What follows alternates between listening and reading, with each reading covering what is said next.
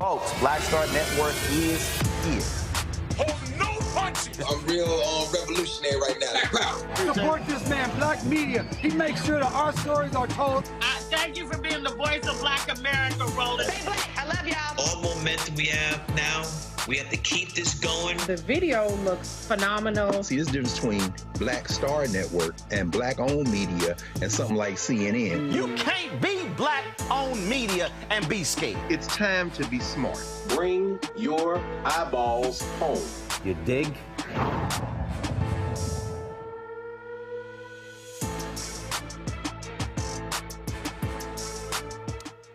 Today is Friday, October 4th, 2024. Coming up on Roland Martin Unfiltered, streaming live on the Black Star Network. Vice President Kamala Harris is in Flint, Michigan as we speak. There's a lot we're going to cover, including the jobs report. But right now, Hall of Famer Irvin Magic Johnson is introducing her. Let's go live to Flint, Michigan. That's number one.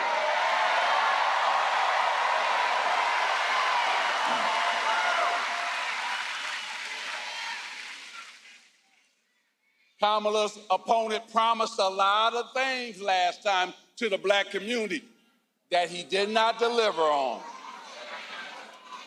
And we got to make sure we help black men understand that. So that's why I'm here, to make sure I help black men understand. First, get out and vote, and then vote for the next president of the United States, Kamala Harris.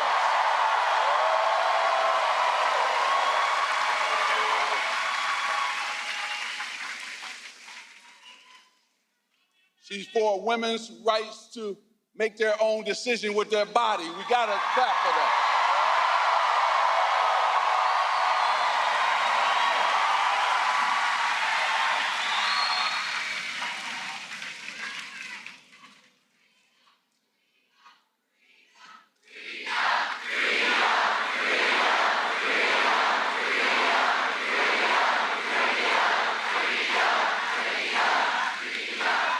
Now, I'm about to bring her out because you came to hear her. You had some great speakers here.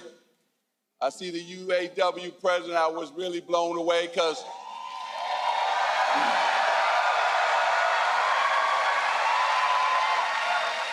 not only did my father work there, my brother Larry, my brother Michael, his wife Ronnie. I got now nieces and nephews who belong to the union, so thank you for what you're doing.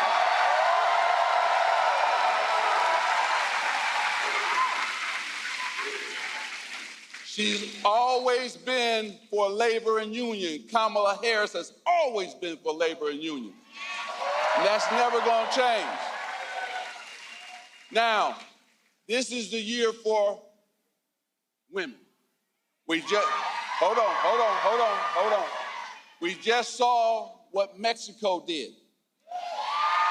Elected its first woman president ever.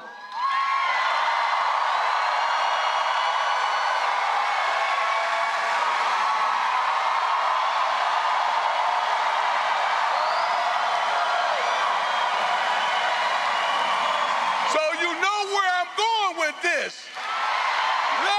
Make sure we, here in the United States, elect our first woman president in Kamala Harris.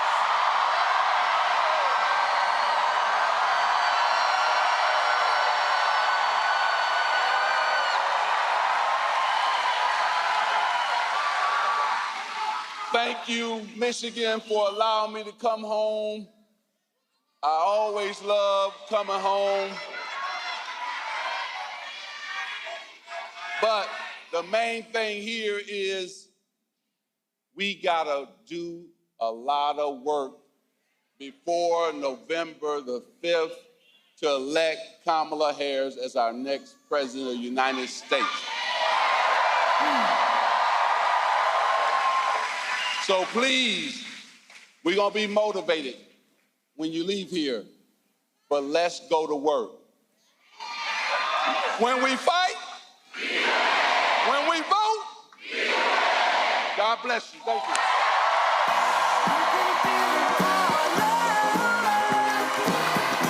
You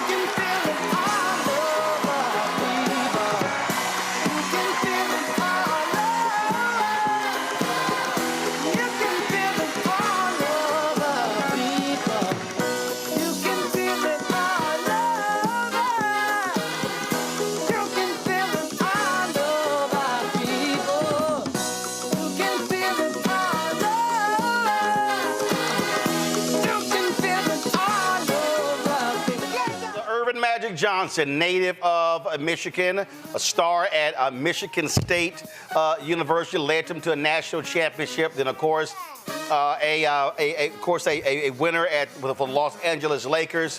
The crowd is hyped there. Earlier today, the vice president spoke.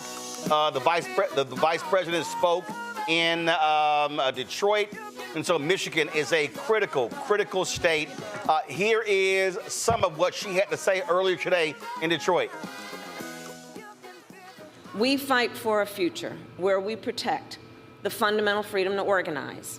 We fight for a future where workers, all workers, are treated with dignity and respect. A future where we tap into the ambition and the aspirations of the American people and build what I call an opportunity economy, so that every American has an opportunity to buy a home, start a business, build wealth, intergenerational wealth for their family. Over the last 3.5 years, our nation has seen historic small business creation as an example of that focus. In Michigan alone, we have seen more than 500,000 new small business applications. And when I am president, I plan to build on that progress and that success, including by raising the startup tax deduction for small businesses from $5,000 to $50,000 to help more entrepreneurs start a small business. I'll tell you guys, my sister and I were raised by our mother who worked very hard, and we lived on an apartment above a daycare center. And it was run by and owned by the woman that we called our second mother, who lived 2 houses down. She was a small business owner, and her name was Mich. And I grew up as a child knowing about who our small businesses are, right? They're leaders in the community, they're civic leaders, they hire locally, they train. And so that's one of the reasons I'm focused on small businesses as part of how we lift up the middle class in America's economy. We need to also build more housing in America. Housing is too expensive. My mother saved up for years until I was a teenager when she was able to buy our first home. And right now we have a serious housing shortage in America, and that's part of what is driving up costs. And so we're going to cut red tape. We're going to work with the private sector, and we'll build 3 million new homes by the end of my first term.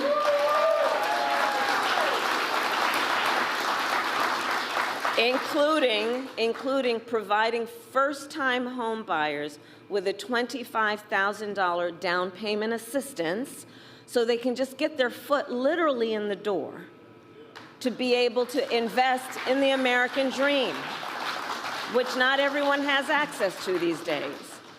We need to lower the cost of living, because look, our economy, while we're making good progress, just this morning, in fact, we got a solid jobs report. Over 250,000 jobs created last month. Unemployment fell. And just a few weeks ago, the Federal Reserve cut down interest rates, which is going to be great for a lot of folks. But there's still more work we need to do. Prices for everyday things like groceries are still too high. You know it and I know it. And so we have a plan to lower costs on everything from healthcare to groceries, including what I've done in my career as Attorney General, which is we got to take on corporate price gouging. We got to take on what we need to do to understand that if you want to grow the middle class, we need more middle class tax cuts. And the tax cut that is part of my plan will give a tax cut to 100 million Americans. We need to expand child tax credit, and I will do that to expand it to $6,000 so that for the first year of a child's life, their parents have the resources that they need to be able to buy a crib or a car seat. And in that very critical stage of their child's development, just be able to do more than get by, but be able to get ahead. And I say all this to say, I will always put the middle class and working families first. I come from the middle class, and I will never forget where I come from. I will never forget where I come from.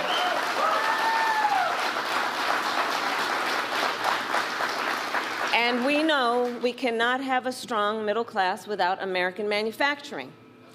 Over the last 3.5 years, we brought manufacturing back to America. We created 730,000 manufacturing jobs and announced the opening of more than 20 new auto plants in the United States. And we did it by investing in American industry and American workers. And I want to make sure that America, not China, wins the competition for the 21st century.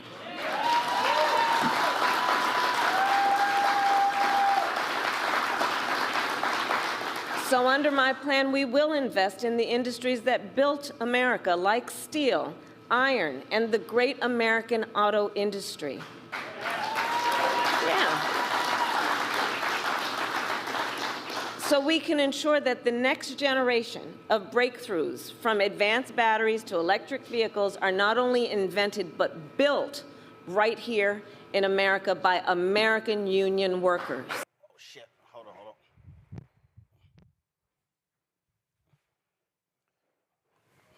All right, folks, that was Vice President Kamala Harris earlier in Detroit. As I said, we are preparing for her to speak, I believe, right now.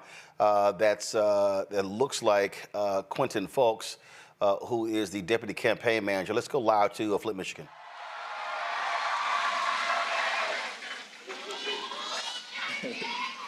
So, 18 years ago, I hired in the shop. So, and the benefits that the UAW has given me and my family has been a tremendous help. And it's been a wonderful blessing for me and my wife, Tashara, to raise me and my two kids, Eric Jr. Yeah, that's actually, apologies, that was a UAW worker who was speaking earlier. We did get a chance to speak with Quentin Folks, who is the Deputy Campaign Manager. We will, of course, show that to you. But right now, though, while he is introducing Vice President Kamala Harris, I want to show you this ad that the Lincoln Project put out working with actor Wendell Pierce. Really, really strong ad. So let's go ahead, guys, if y'all can set that up, and let's roll it. The story of being black in America is filled with never-ending chapters of challenge. Driving while black, banking while black, parenting while black. But what about voting while black? They always tell you this election will be different, and it rarely is. So many promises made. Promises of economic justice and social equity that never quite make it to your pocket or your porch. But this election, there really is only one choice. This time, she is the choice. Now I know you're thinking I've never voted for a woman and I'm not gonna start now. Ask yourself, why not? And maybe you'll find it's not about her, it's about you. What you want for your family, for your future. Because if you vote for what you want, the choice becomes clear. It's Kamala. Listen to your gut. Your heart is telling you that Kamala Harris is the right person for the job. It's time for courage, for boldness. It's time to come together for change. It's time to be a man. Vote for a woman.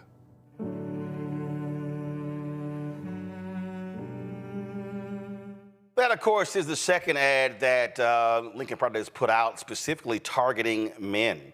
Of course, Sam Elliott, the actor, did one earlier. We showed that to you last week, and it speaks volumes, if you will. Because when you look at men in terms of who are voting, Vice President Kamala Harris is behind white men, Latino men, and also we're showing the numbers with black men. Some polls are showing anywhere from 16 to 26%. We've had Chris Toller with the Black Voter Project saying he thinks that number is way too high. But the campaign recognizes it is an issue that they actually have to deal with. And so, you know, we were talking to Chris just the other day, and one of the things we were talking about is that historically what the numbers actually show when it comes to black men voting in these various elections. And it also goes to show you what these numbers look like in terms of historically. The lowest Republicans have ever gotten was 5%. in 2008 when President Barack Obama ran. And so, again, this is an issue that the campaign really has been confronting, has really been dealing with. So this is the chart right here. And so there's no coincidence you had those two black men who were introducing Vice President Kamala Harris, who now has come out in Flint, Michigan. Let's go live to that rally.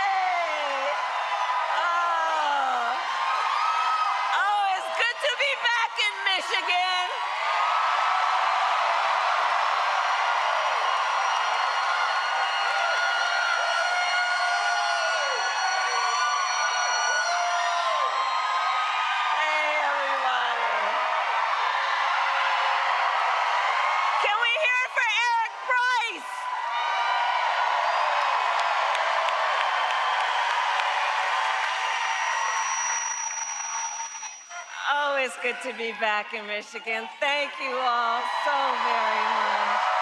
Thank you. Thank you so very much. And Eric Price, thank you for your leadership of UAW 651 and all the work that you do. And I want to thank all the leaders who are here. We got thousands of leaders who are here. And I thank you. Including all our friends in labor, Sean Fain, April Barrett, all of the incredible elected leaders, starting with the Governor Whitmer, who is amazing and is my friend, my dear friend, Mayor Neely, Senator Stabenow, Senator Peters, Representative Slotkin, who we will elect to the United States Senate.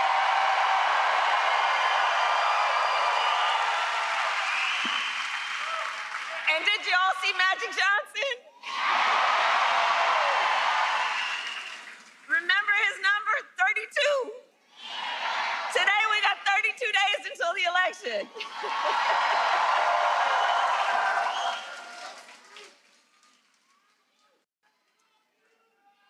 So 32 days. 32 days. Okay, we got some business to do. All right. 32 days. And we know we will do it.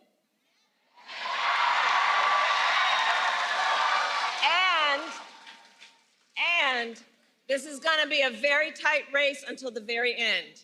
This is going to be a very tight race until the very end. We are the underdog, and we know we have some hard work ahead. But here's the thing about us. We like hard work. We like hard work. Hard work is good work. Hard work is good work. And with your help in November, we will win. We will win. We are not playing around.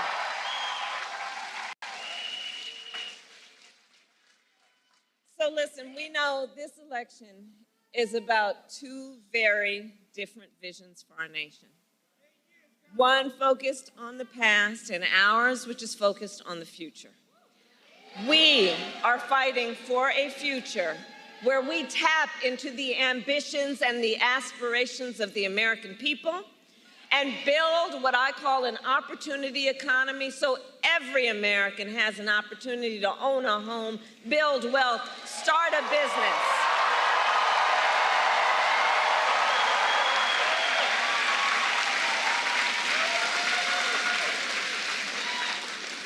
And I'm going to speak about do we have small business owners in the house right now? Right? Okay, so on the economy, I'm just going to spend a minute on small businesses. Because let me tell you, so growing up, our mother often worked very long hours. And so my sister Maya and I, we would go over to Miss Shelton's house. Miss Shelton was from Louisiana, and we called her our second mother. And Miss Shelton was a small business owner. And so from being a child, I know who our small business owners are. They are community leaders, civic leaders. They mentor. They hire locally. They build up the community. They are part of the fabric of the community.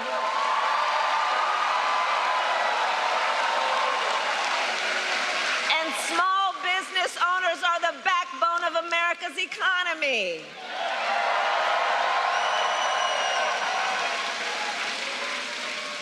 So, in my plan to build an opportunity economy, one of the things I will do is raise the startup deduction from $5,000 to $50,000 to help entrepreneurs start their small business. You heard Eric talk about it. We need to build more housing in America. You know, my mother saved up for years to buy our first home. I was a teenager by the time she saved up enough to do that. And right now we know there's a serious housing shortage in our country, and it is part of what is driving up costs. So we will cut the red tape and work with the private sector to build 3 million new homes and provide first-time home buyers with a $25,000 down payment assistance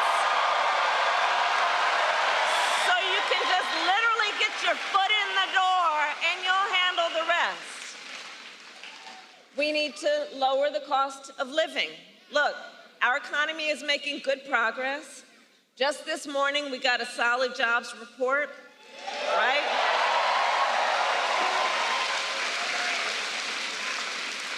Over 250,000 jobs created last month. Unemployment fell.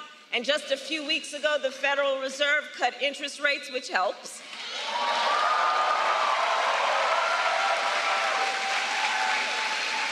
But there's still more we need to do. Prices for everyday things like groceries are still too high. You know it and I know it. And I have a plan on lowering costs on everything from health care to groceries, including taking on corporate price gouging.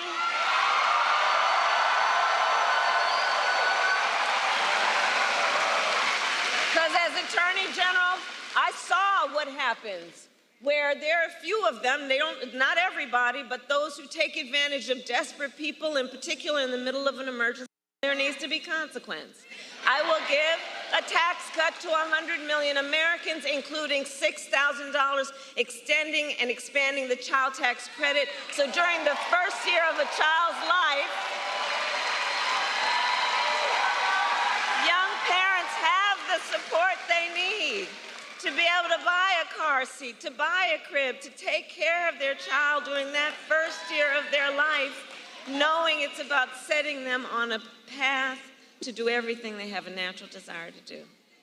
And look, I say all this to say, I will always put the middle class and working families first. I come from the middle class, and I will never forget where I come from. I will never forget where I come from.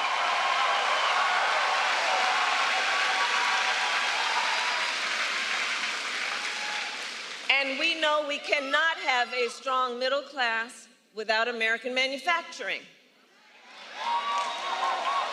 So over the last 3.5 years, we have brought manufacturing back to America, creating 730,000 manufacturing jobs. We announced the opening of more than 20 new auto plants in the United States. And we did it by investing in American industry and American workers.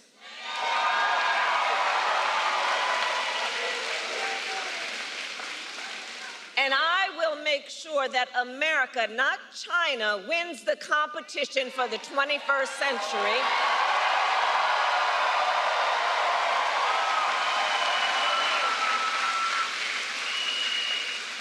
Which is why under my plan, we will invest in the industries that built America, like steel, iron, and the great American auto industry. I see you, Sean.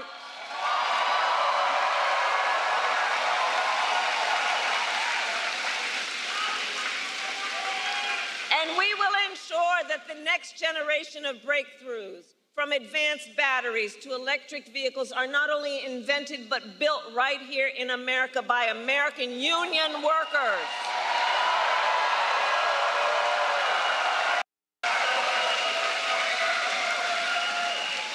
And Michigan, let us be clear, contrary to what my opponent is suggesting, I will never tell you what kind of car you have to drive.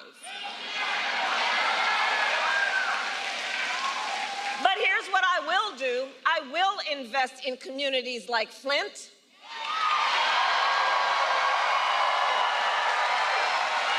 Flint, which helped build the auto industry and the UAW.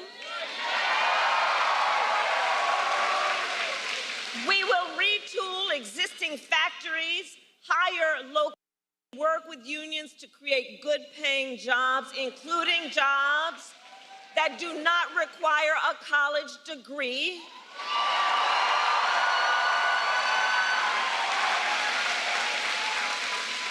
Because we understand a college degree is not the only measure of whether a worker has skills and experience to get the job done.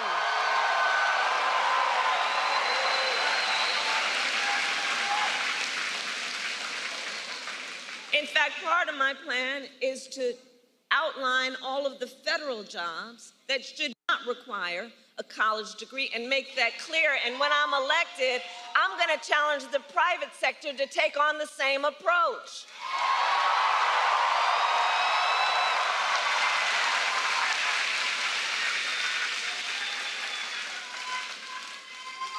And then there's Donald Trump.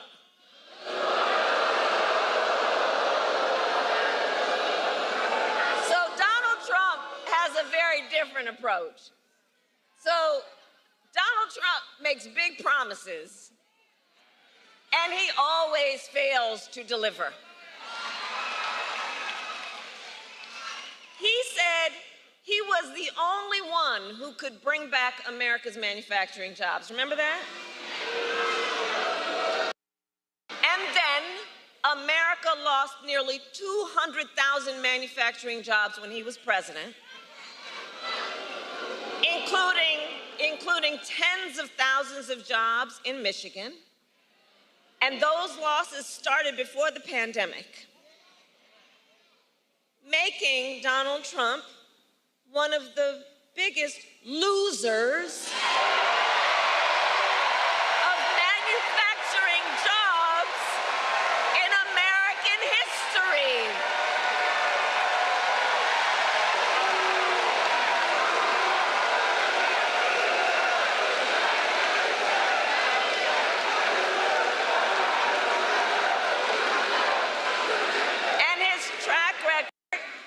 The auto industry was a disaster. He promised workers in Warren that the auto industry would, I'll quote, not lose one plant during his presidency. And then American automakers announced the closure of 6 auto plants when he was president. We need a medic over here. We need a medic over here. Right here.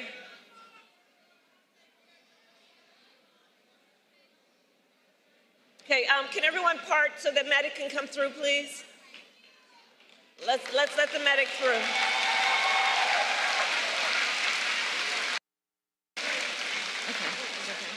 Okay. Okay. He's okay. All right. We're good. We got each other. Good.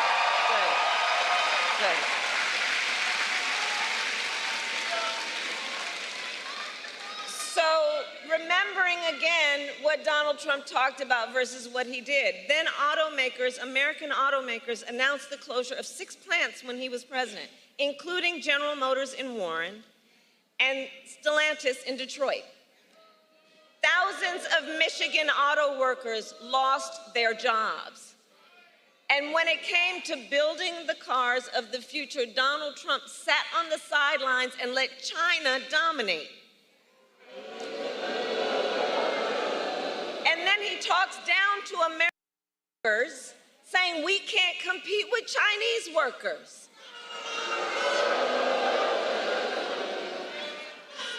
And make no mistake, Donald Trump is no friend of labor.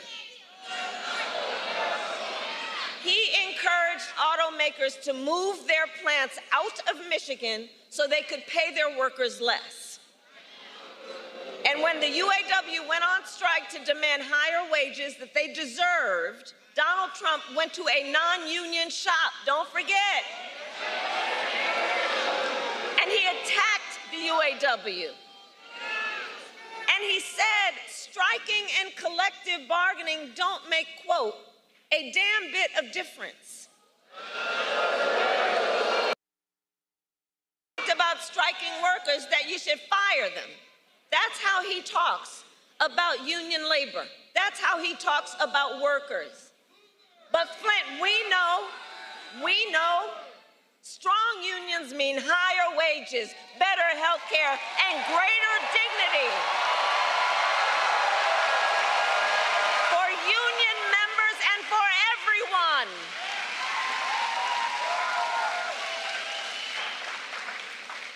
And on top of all of that, Donald Trump signed a $2 trillion tax cut that mostly went to the wealthy and big corporations, not to working people. And now he is making the same empty promises to the people of Michigan he did before. But we will not be fooled. We will not be gaslighted. Donald Trump's track record is a disaster for working people.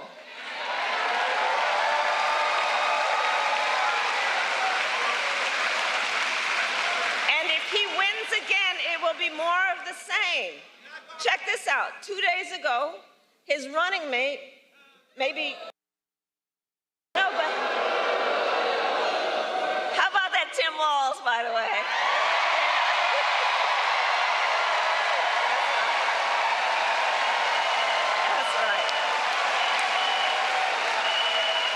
So 2 days ago, Donald Trump's running mate suggested that if Trump wins, he might let the Grand River Assembly plant in Lansing close down. The same plant that our administration helped save earlier this year along with 650 union jobs.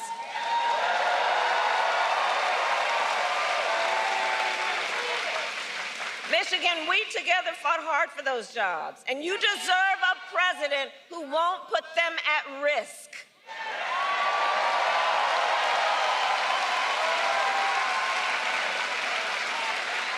And for anybody watching, if you want to learn more about Donald Trump's plans, just Google Project 2025.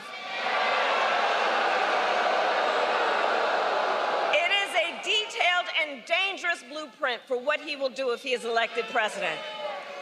Donald Trump will give billionaires and corporations massive tax cuts, attack unions, cut Social Security and Medicare, and impose a Trump sales tax, a 20% tax on everyday basic necessities, which will cost the average family nearly $4,000 a year. And on top of all this, Donald Trump intends to end the Affordable Care Act. Even after he tried to repeal it time and time again when he was president, and still has no plan to replace it. You watched the debate. You saw that.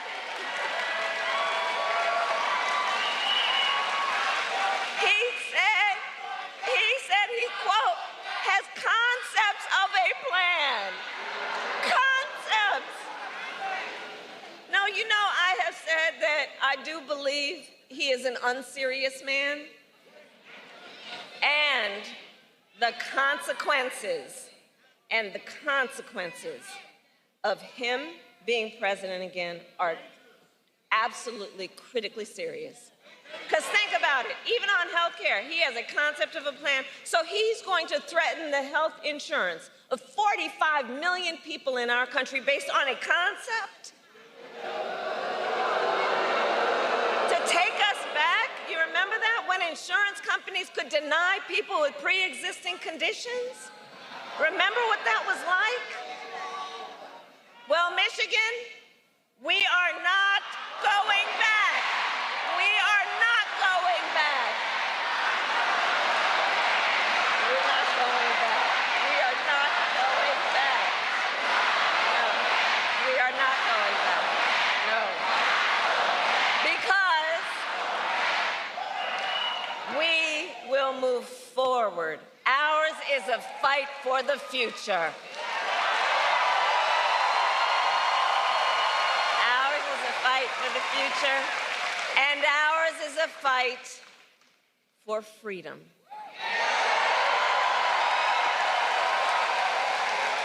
Like the fundamental freedom of a woman to make decisions about her own body and not have her government tell her what to do.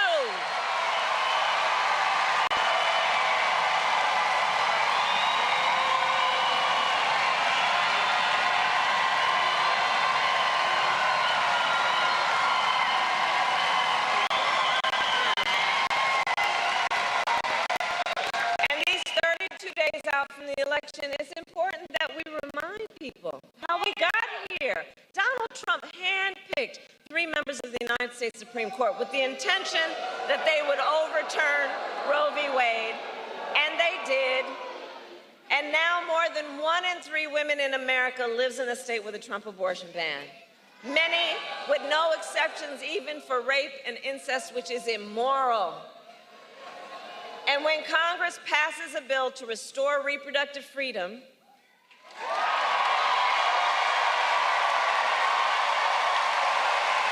as President of the United States, I will proudly sign it into law.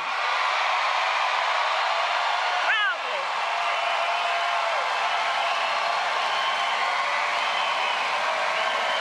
And here's what I want to say.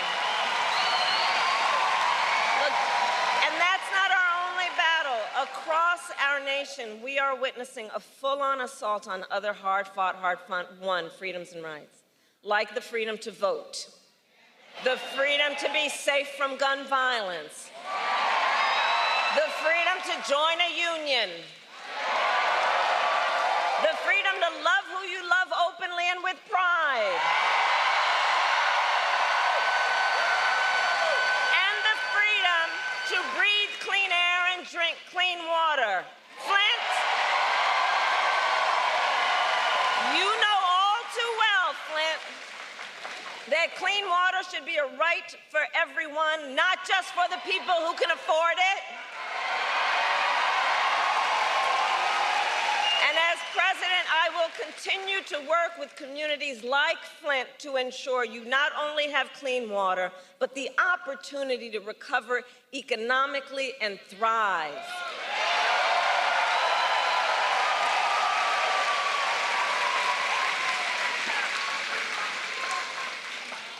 So, Michigan, it all comes down to this. We are all here together because we know what is at stake, and we love our country. We love our country. We love our country.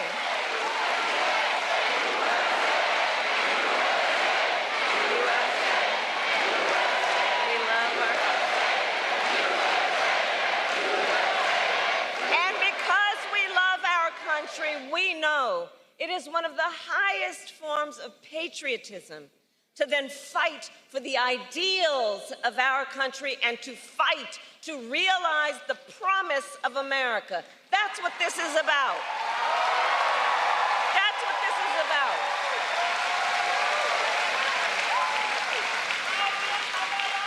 So, Election Day is in 32 days. And already nearly 2 million ballots are in the hands of Michigan voters alone.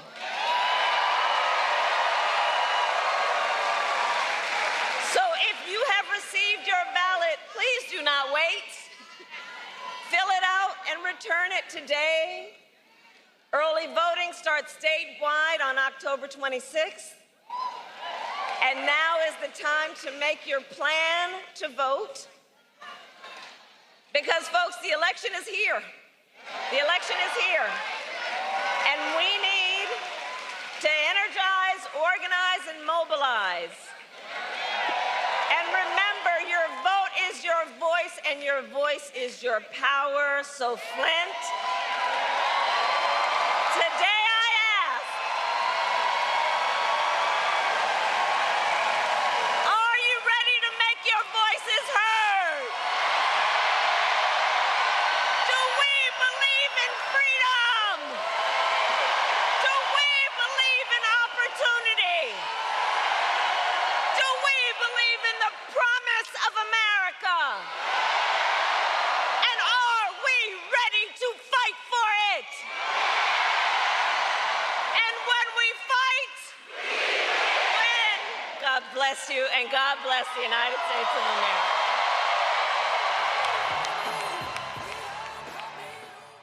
Folks, that's Vice President Kamala Harris finishing her rally there in Flint, Michigan earlier today.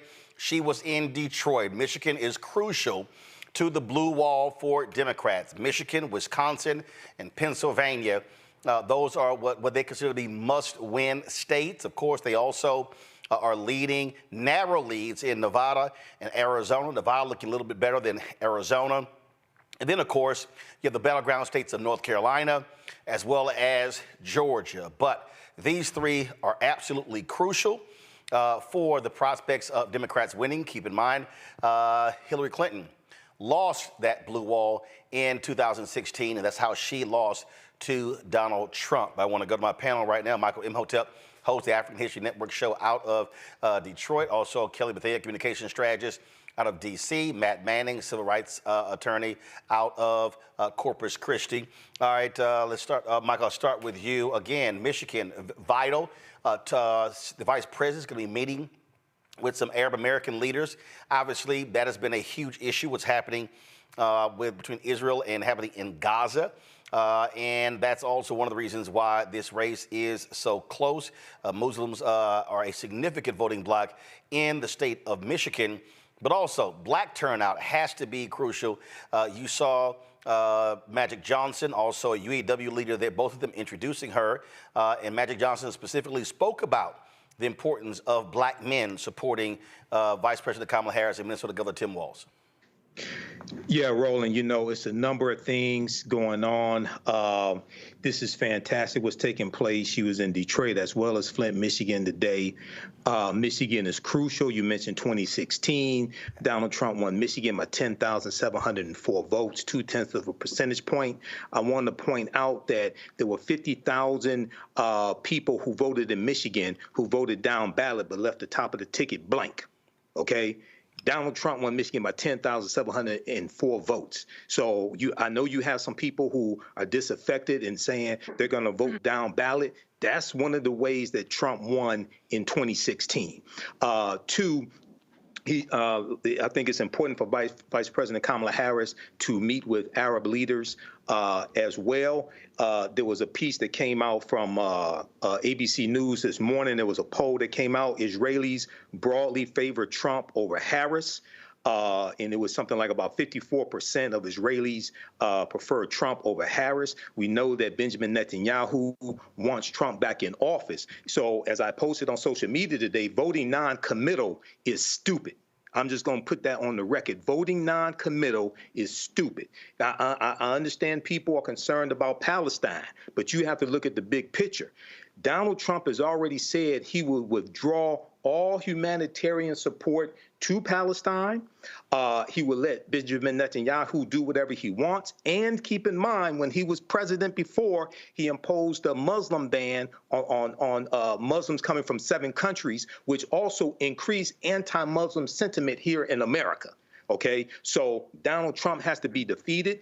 African-American men also have to be micro-targeted. So yes, she is behind with white white men who are college uneducated, as they talked about this morning on MSNBC. I think it's good that Bruce Springsteen put his endorsement in the video he did, but don't forget about African American men, because recent polls are showing about 25 or 26% of African American men under the age of 50 are saying they're voting for Donald Trump. So yeah, but 32 more days. But here's the deal with that, Matt. I mean, the reality is when you look at that, a lot an NAACP poll, a lot of those folks didn't even vote in 2016 and 2020. So obviously that is a concern. I understand. As we said, Matt, we had Christopher Toller on the show the other day, and we talked about the numbers, and he showed the data from 1970 to present day in terms of black men voting. Of course, the highest was 72 with 23%. Then, of course, it was 18%, 13 in 2016. Go to my iPad. It was 13 in 2016, 19 in 2020. But again, the key is not just black men. Again, that you've been seeing the increasing numbers even when it comes to young black women. And so it's been a steady trajectory up. That's really what their focus is. So they want to close strong in the last 32 days. I think that's right. And it's interesting you say that, because I saw a headline today that said women, despite whether they're black or white, are generally becoming more liberal, is what the study that I saw was mentioning. So I think there's a question of, one, you're right that that's what they're doing in these final days, but I think there's a question of how many of those voters are going to come out and vote, for Harris-Walz the way that they need to.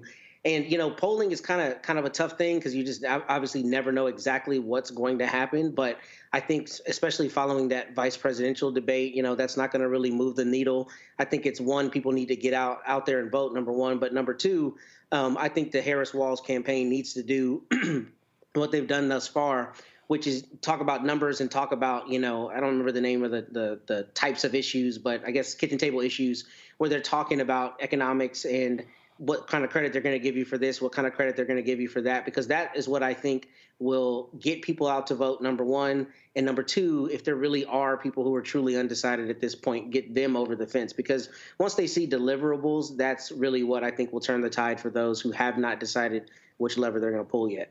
Kelly, again, right now, at the end of the day, it's turnout. And that really is reaching as many people as possible. And that's really what the focus is in the last month. You don't have the time to really be explaining various policies. It's all about reaching those folks, because voting has already started.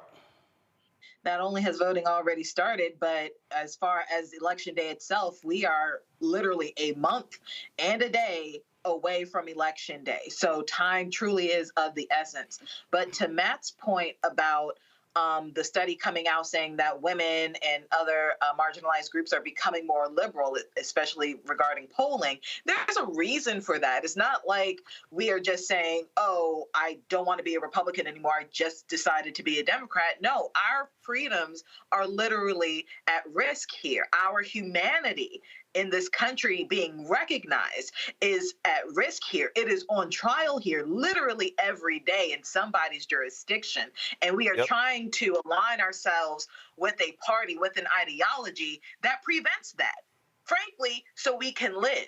And when you look at the right, I don't care if you want, lower taxes and you're more of a capitalist than a tree hugger or whatever you think the stereotypes are for either side. It almost is irrelevant when you have one side that is so against your presence on this planet, specifically in this country. It makes no sense to be aligned with that type of ideology so long as the powers that be are coming out against your humanity. So there's a reason for studies showing these findings. It's not just, oh, I like Harris, I see a woman and I want a woman to be president. No, our freedoms are literally on the line, and we have less than 30, or we have exactly 31 days to decide whether our humanity is worth fighting for.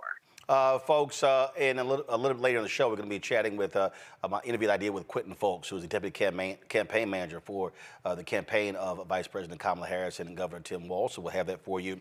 Right now, though, we want to talk about the September jobs report. Big numbers and a surprise for many folks. They were very surprised by the September job report. Some 254,000 jobs are created. Unemployment dropped to 4.1%. You see in July what it was, July and August. And so very good news. I've been getting kick out of, frankly, listening to all of these different folks, of course, on Fox News. It drives them crazy when the jobs reports come out because they don't know what to do because they always expect it to be horrible. I saw one video, it was hilarious. They were talking about, well, if you remove the top two areas, it's not a great report. Dr. Walter Kimbrough had a great one. He said, that's like saying, if you remove all the losses from we had in the football season, wow, we had an undefeated season. I mean, it's just stupid. I mean, in terms of just what they do, it's just absolutely stupid. Joining us right now is Morgan Harper. She's an economist with the American Economic Liberties Project. Morgan, glad to have you here. I mean, it is always guaranteed laughs, Morgan, to listen to right-wing folks when the jobs report come out because they have been predicting a recession for the last 4 years.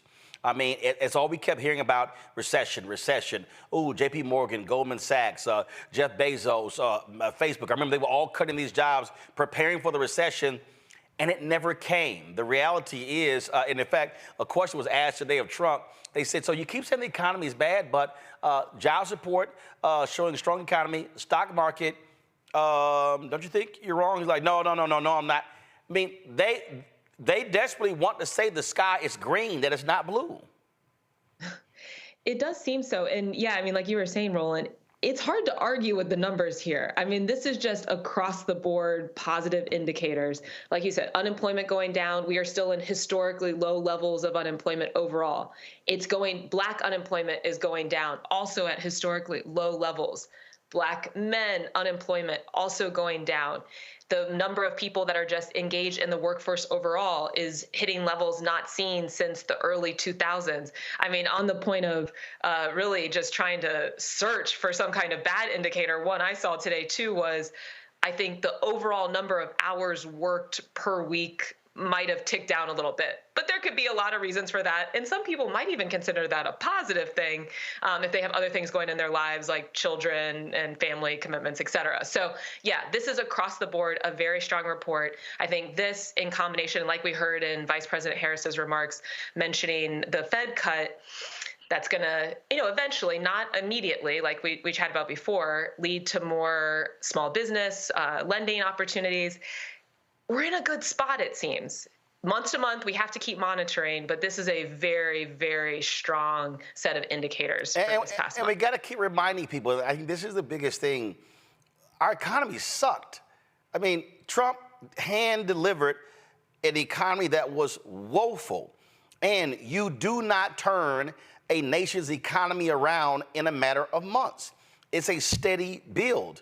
And what I'm looking at right now with this economy is similar to what happened when Obama-Biden came in. They were handed an awful economy by President George W. Bush and VP Dick Cheney. And so 2009 was rough. 2010 was rough. 2011, the first half was rough. Then you begin to see the economy picking up in the second half, in 2012. And then it takes off in 13, 14, 15, 16. So when Trump comes in, he's handed a great economy. So this notion that, oh, he was just killing it, no, that's just a flat out lie. Yeah, and exactly right. The data plays that out. I mean, a lot of the trends, I know a lot of times, and you all are discussing how folks will say, well, life was better for me in 2019. I had more money in my pocket. We've seen a lot of changes in prices, that's for sure. But a lot of the positive indicators on fronts like unemployment and some of these labor numbers, the positive numbers during the Trump administration, those trends were already in motion starting in the early 2010s during the Obama administration. So, I'm not here in a political capacity, but just the facts are the facts. Yeah, facts are facts. And this. Oh, go ahead. This was a graphic that the Biden folks put out on the social media. Boom, jobs created by president, average per month. You see Reagan, Bush, Clinton, Bush, Obama, all positive growth. Trump, negative. Then you see Biden, highest of the past 6 presidents. Again, these are facts. Yeah, and I think we can also even dig a little deeper here into what kind of jobs. And there's a range. I mean, like, we saw this month, manufacturing goes down a little bit. There was growth in health and education. But overall, during the Biden administration, we have seen over 150,000 manufacturing jobs created. And during President Trump, again, these are just facts. This is just data. There were 200,000 jobs during the Trump administration offshored. So, that's getting into this whole other topic of, trade and some of these tariffs, which, I think we can touch on. But again, just looking at the numbers, this has been a strong track record. And here's why it's important that people have a handle on the data. Because this is what's going on in the background, is even within, intra-party, I would say, there is a real battle about what our economic policy should be. We've had one way of doing things for quite some time that has, as President Biden has been pointing out, had a really bad impact on the middle class. And now Vice President Harris also is, speaking about a lot of these critiques from the past few decades of economic policymaking. There have been a lot of changes during this administration. And my sense is there's a lot of folks within the business community, a lot of traditional economists that want to believe it won't work. That is the narrative that we've been told. If you start to invest in people, invest in the middle class, that somehow, the floor is going to fall out from the whole economy. And what these numbers are continuing to show us is that is just not the case. This is a strong, stable economy. And it doesn't appear that we have to have this false choice between investing in working people, in working class communities, or keeping up a strong economy. In fact, the way to get to a strong economy is perhaps putting that population first and foremost in your policy making. Indeed. Morgan, we really appreciate it. Thanks a lot. Thanks for having me. Folks, going to go to a break. We come back. We will show our chat with Quentin Folks, the Deputy Campaign Manager for the Harris-Walz campaign. You're watching Roland Martin Unfiltered right here on the Black Star Network. He told us who he was. Should abortion be punished? There has to be some form of punishment. Then he showed us. For 54 years, they were trying to get Roe v. Wade terminated, and I did it, and I'm proud to have done it. Now Donald Trump wants to go further with plans to restrict birth control, ban abortion nationwide, even monitor women's pregnancies. We know who Donald Trump is. He'll take control. We'll pay the price. I'm Kamala Harris, and I approve this message. In 2016, Donald Trump said he would choose only the best people to work in his White House. Now those people have a warning for America. Trump is not fit to be president again. Here's his vice president. Anyone who puts themselves over the Constitution should never be president of the United States. It should come as no surprise that I will not be endorsing Donald Trump this year. His defense secretary. Do you think Trump can be trusted with the nation's secrets ever again? No. I mean, it's just irresponsible action that places our service members at risk, places our nation's security at risk. His national security advisor. Donald Trump will cause a lot of damage. The only thing he cares about is Donald Trump. And the nation's highest-ranking military officer. We don't take an oath to a king or a queen or to a tyrant or a dictator. And we don't take an oath to a wannabe dictator. Take it from the people who knew him best. Donald Trump is a danger to our troops and our democracy. We can't let him lead our country again. I'm Kamala Harris, and I approve this message. I get it. The cost of rent, groceries, and utilities is too high. So here's what we're going to do about it. We will lower housing costs by building more homes and crack down on landlords who are charging too much. We will lower your food and grocery bills by going after price gougers who are keeping the cost of everyday goods too high. I'm Kamala Harris, and I approve this message because you work hard for your paycheck. You should get to keep more of it. As president, I'll make that my top priority. Bob and I both voted for Donald Trump. I voted for him twice. I won't vote for him again. January 6th was a wake-up call for me. Donald Trump divides people. We've already seen what he has to bring. He didn't do anything to help us. Kamala Harris, she cares about the American people. I think she's got the wherewithal to make a difference. I've never voted for a Democrat. Yes, we're both lifelong Republicans. The choice is very simple. I'm voting for Kamala. I am voting for Kamala Harris. I IVF is a miracle for us because it allowed us to have our family. After having my daughter, I wanted more children, but my embryo transfer was canceled 8 days before the procedure. Donald Trump overturning Roe v. Wade stopped us from growing the family that we wanted. I don't want politicians telling me how or when I can have a baby. We need a president that will protect our rights, and that's Kamala Harris. I'm Kamala Harris, and I approve this message. This is Reggie Rock-Byford. You're watching Roland Martin, unfiltered, uncut, unplugged, and undamn believable. You hear me? All right, folks. Earlier today, I chatted with Quentin Folks, who's the deputy campaign manager for the Harris-Walz campaign. We'll show you that in a minute. I actually have to step away, and Michael, Matt, and Kelly will take things from here. But first, here is my conversation with the number 2 person in the Harris-Walz campaign, Quentin Folks. All right, Quentin, we are inside of, 32 days, 31 days? I can't even count. It's been crazy busy. In terms of African Americans, how are you making the closing argument? How are you driving surrogates, whatever? What is that Black plan to close out this election leading to November 5th? Yeah, thank you for having me, Roland. I think the first thing is that we got to do everything. We got to do it well. We also got to be conscientious of the fact that people are voting already. And I think we have a number of things. One, pushing early vote. We have to make sure we're doing that, and we're doing that by using surrogates and getting people out and about in the communities, using influencers, celebrities, surrogates to really drive home the message about what's at stake in this election. We also are going to continue to utilize the principles. People are going to see the vice president, Governor Walz, the second gentleman, and the first lady of Minnesota all across the battleground states also making the case and pushing people to vote. And then we're also capitalizing on big events that we know. Obviously, we have to drive up turnout margins and also continue to persuade African-American men. And I think one of the places that we know we can do that is by utilizing influential celebrity influencers like athletes and people like that, but also at the same time, making sure that we're in front of where a lot of these voters are going to be tuning in.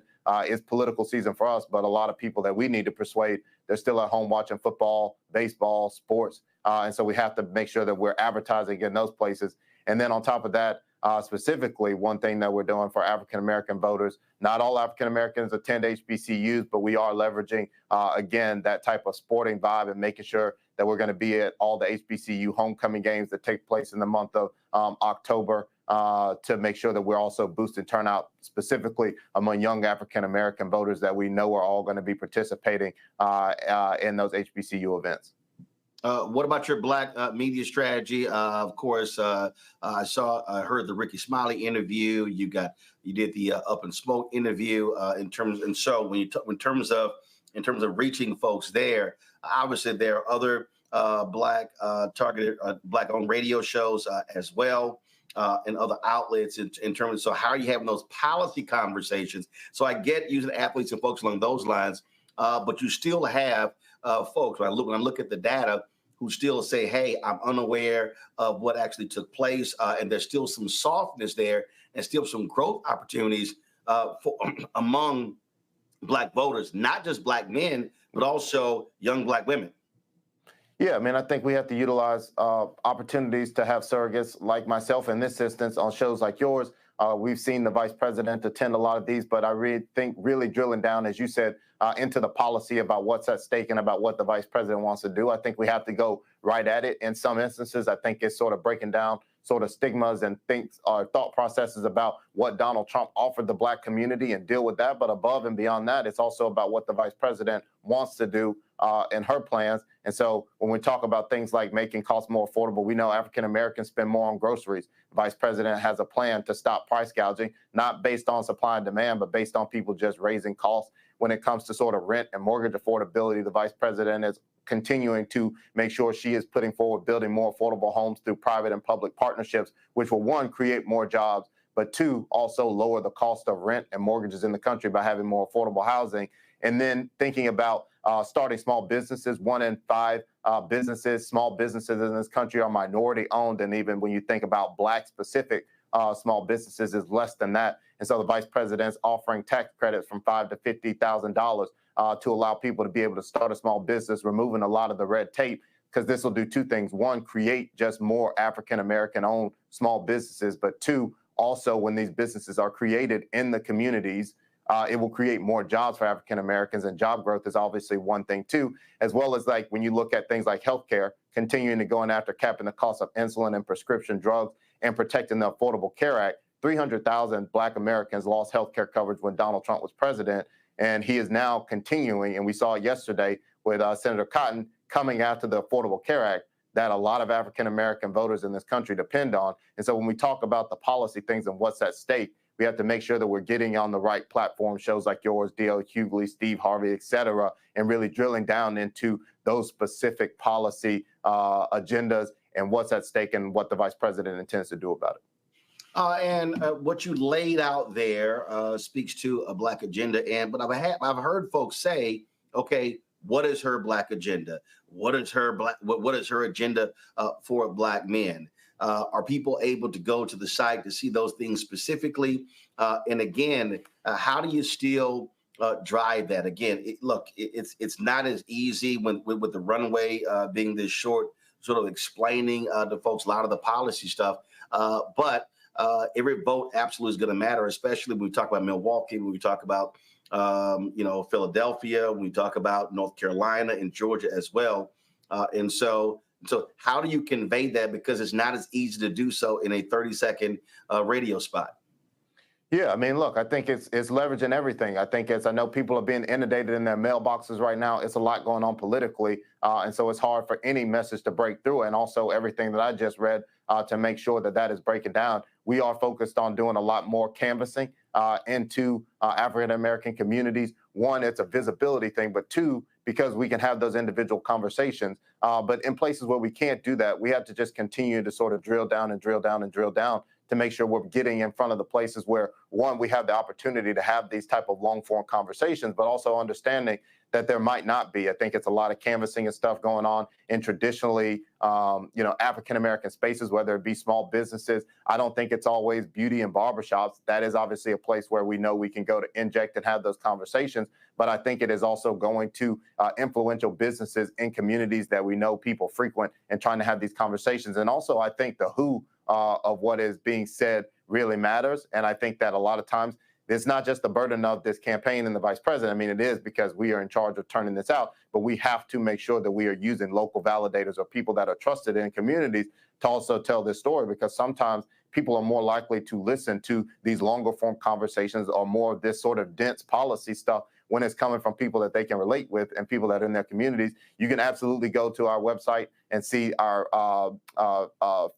fact sheets on what this administration has done for African-American voters, what Vice President Harris intends to do for African-American voters. And the one thing I will also push back on a little bit, it's not push back, but just say out loud, is that a lot of the stuff, because it doesn't say this is for African-American voters, a majority of these policy proposals overly index on benefiting Black voters in this country. And I think we as a campaign are as explicit as we can be when it's something that is extremely targeted, but a lot of the proposals that the vice president is laying out will be demonstratively helpful within the African-American community. And we have to also make that case and also round out the things that are specific that say HBCU. But as I said at the beginning, not all Black voters went to HBCU. So when we talk about continuing to double down on the things like continuing to give more student loan relief, $167 billion has already gone to that. The vice president wants to continue to do that. When we talk about sort of housing, there's also other pieces within that aside building it. It's also about how we creating generational wealth. And when we sort of look at the disparities of sort of where a house is located or whose name is on the mortgage, that dictates how much that house is worth, even if it's the same. And so one of the ways that we know is the quickest way to build wealth in this country is through real estate. But if Black voters are getting less on their property than their white counterparts, that's a problem. And the vice president is also going after that too. So there's a lot that goes into this. And again, depending on who we're speaking to, where they're at, obviously voters in Philly and Atlanta are going to be completely different that we have to get into. They frequent different things. They go to different places. We have to tap into all of that and make sure we're building a cohesive strategy to make sure we're getting that information into the fold, and then also going back and turning out these voters to make sure they can vote when early voting starts in their states. obviously ground game is important. How are you engaging organizations that do this work on the ground, Black focus groups, Black-led groups who do this, the folks who go door to door, who are doing door knocking? Because look, a lot of times in these campaigns, millions of dollars is dumped on television and radio, but this is going to be a margins election. And so turning out, taking up voting in a precinct by 50% could be the difference between winning and losing. And so let's talk about ground game, specifically targeting African Americans. Are you driving rural North Carolina, especially eastern North Carolina, rural Georgia as well? Yeah, so I mean, when you look at those two states in particular, Georgia and North Carolina, just because you mentioned them, about a quarter of African American registered voters in both of those states live in rural communities. And I've been really big on this because I think it really, really matters. I think the rural Black community gets left out a lot. And when we talk about some of these things, when Democrats don't take advantage of it, one of the things is like payments to Black farmers that, like, honestly, the Biden-Harris administration got that money. And then in states like Georgia, Governor Kemp held up and then doles out when he sees fit. We have to go there and make the case that, no, this money came from Democrats. And in this case, specifically, Vice President Harris pushing for those type of resources. But then when it comes to the ground game, we're obviously building our own organizing apparatus. We have volunteers, coordinated offices, hundreds of offices across the 7 battleground states. We're focused on, thousands of campaign staff that we are paying directly full time. And then they are bringing in more volunteers, but then really get into what you're talking about directly. Campaigns given over $20 million to grant organizations that are mostly C4s that are focused on doing a lot of this work that is specifically going at it, whether it be targeting African-American men. And some of the things are a bit different. Obviously, we can't be overly partisan when we are paying or are giving grants to groups that are focused on voter registration. But we do that because obviously we feel like the more people vote and the more people turn out, that generally bodes well for Democrats. And if you are involved in sort of being able to register a voter, the likelihood that you can convince them to turn out to vote. And so there are groups that are focused specifically on making sure that Black men, Black women, younger African-American men are registered to vote. And then on the flip side, there's also those groups out there that are just doing that sort of hardcore persuasion messaging, which is talking about that policy, talking about what's at stake, talking about the danger and the threat and the risk of Donald Trump for a second term. And we are giving resources to those organizations to do that beyond what we are just doing and building organically with volunteers and paid staff ourselves on the campaign side of things. All right, Clinton folks, we certainly appreciate it. Thanks a lot. Thank you, Roland. Appreciate you having me on. All right, so that was a fantastic interview that Roland did earlier today with Quentin Fulks, Deputy Principal Campaign Manager for Harris-Walz campaign. He talked about a lot of policy, a lot of what they have going on with the campaign and how it impacts African Americans. I want to go back to my panel on this, Kelly and Matt. I'm going to go with you, Kelly. So what are your thoughts on this interview that we just saw, and what do you think the Biden-Harris campaign has to do in these last 32 days to win this election? I think this is truly the quintessential definition of getting out the vote. I know people who are in the political spaces right now, we are very familiar with the phrase GOTV, get out the vote. That is what they have to do right now. And frankly, they're doing a great job of it because people are already voting, right? Early voting, yes. I'm sorry? Yes, early voting. Early voting, yes, yes. When it comes to what this advisor just said, I was really interested in his approach to reaching out to HBCUs because that's very unique. In my experience, to go directly to HBCUs and actually target them, it shows me that they're not taking any vote for granted. Specifically, they're not taking Black votes for granted because it takes a lot of consideration and time and resources to target approximately 105 schools throughout this country and to give these schools the consideration and care that, frankly, Ivy Leagues have been receiving for decades, that other PWIs and institutions have been receiving for decades. And it's nice to have, it's nice to be seen. As an HBCU grad, it's just nice to be seen. Right, yeah. On the tour that's going on right now, I think they're hitting 7 HBCUs, if I remember correctly. There's an article from rollingout.com, but that's critical. That's building on top of the tour that was done last year that Vice President Kamala Harris went on last year to HBCUs. Matt, before we have to end this segment, what were your thoughts? Well, you know, what I thought was really interesting that struck out to me was his comment about rural Black voters. I don't think I'd ever consciously thought about that, but especially, you know, being in the South and living in the South, there are a lot of Black people who live in rural spaces who are not included in these conversations. So I thought that was particularly important for him to talk about that, especially in states like Texas, you know, but more so Georgia, North Carolina, places where you have large rural populations that may have a lot of rural Black people. I think it's important for them to speak to that contingency because I imagine that a lot of Black rural voters do feel left out in conversations because there's a lot of focus on your metropolitan areas and your HBCUs and what have you. So that one really stuck out to me, and that's probably why the brother's in that position because he has to think holistically about how to approach it. So that's really what I thought stuck out to me. And I thought the rest of what he said about how the campaign is approaching getting out the vote is important. You know, having gone to an HBCU, I feel like there's always some measure of GOTV at HBCUs, but I do think, especially with her being a graduate of HBCUs, there's a different level of galvanization that they can do now, and I'm sure they're leveraging that. Absolutely. Well, everybody keep in mind, HBCUs got $17 billion from the Biden-Harris administration. That's a record amount of funding. That doesn't just impact the people who go to HBCUs, that impacts the communities around them and the families that these students come from. Something that really stuck out to me, 300,000 African Americans lost health care under Donald Trump. Now, this is the same man, and J.D. Vance, I don't know what type of class or training J.D. Vance took to be able to lie so much and keep a straight face when he does this. But at the debate on Tuesday night, he lied and said that Donald Trump saved the Affordable Health Care Act. Donald Trump put together a coalition to save the Affordable Health Care Act. No, Republicans tried to repeal the Affordable Health Care Act about 60 times, and Donald Trump antagonized and still ridicules Senator John McCain for giving a thumbs down vote that saved the Affordable Health Care Act. Not only that, it's important for people to really understand the power that a president has without even going to Congress. Donald Trump cut the funding for the advertising for the Affordable Health Care Act by 90%, and he reduced the amount of time for open enrollment by 50%. He cut it from 90 days to 45 days to reduce the number of people who enrolled in it. And now he's talking about, once again, repealing the Affordable Health Care Act, and he has nothing viable to replace it with.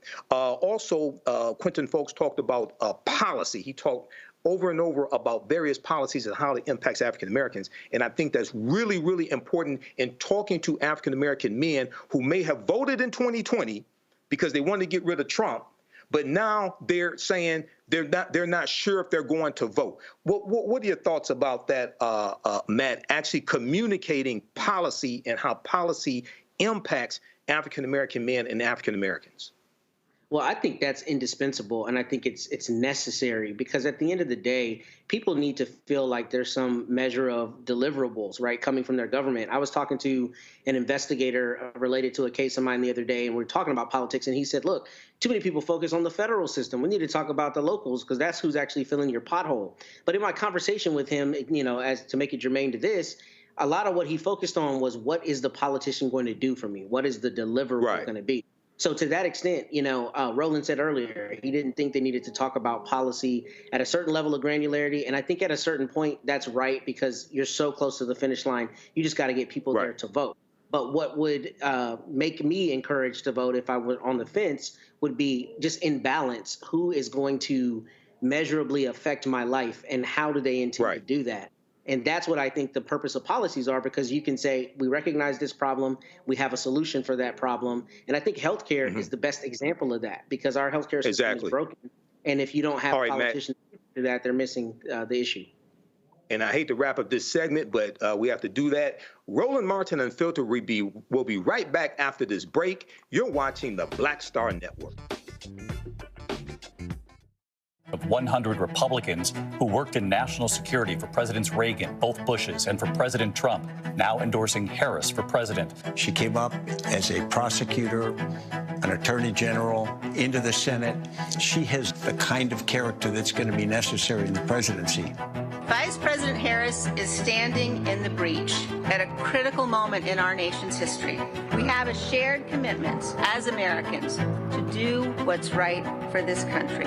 This year, I am proudly casting my vote for Vice President Kamala Harris. Former generals, secretaries of defense, secretaries of the Army, Navy, and Air Force, CIA directors, and National Security Council leaders under Democratic and Republican presidents, Republican members of Congress, and even former Trump administration officials agree there's only one candidate fit to lead our nation, and that's Kamala Harris. I'm Kamala Harris, and I approve this message.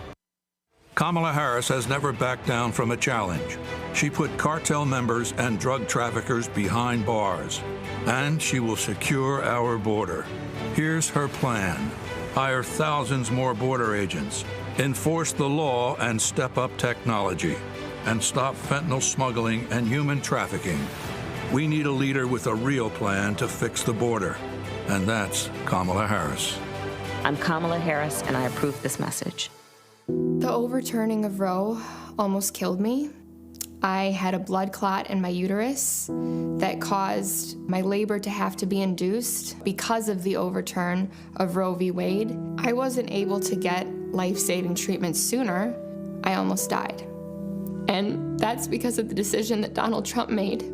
I was able to get Roe v. Wade terminated, and I'm proud to have done it. The doctors and nurses were afraid that if they treated me in the incorrect way, that they would be prosecuted for that. And that's appalling. Donald Trump says that women should be punished.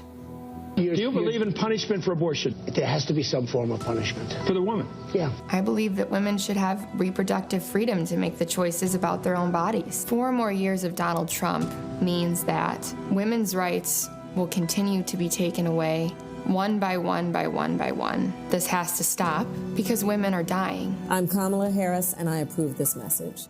Here's a 78-year-old billionaire who has not stopped whining about his problems. Oh, she had a big crowd. Oh, the crowd. This weird obsession with crowd sizes. It just goes on and on and on.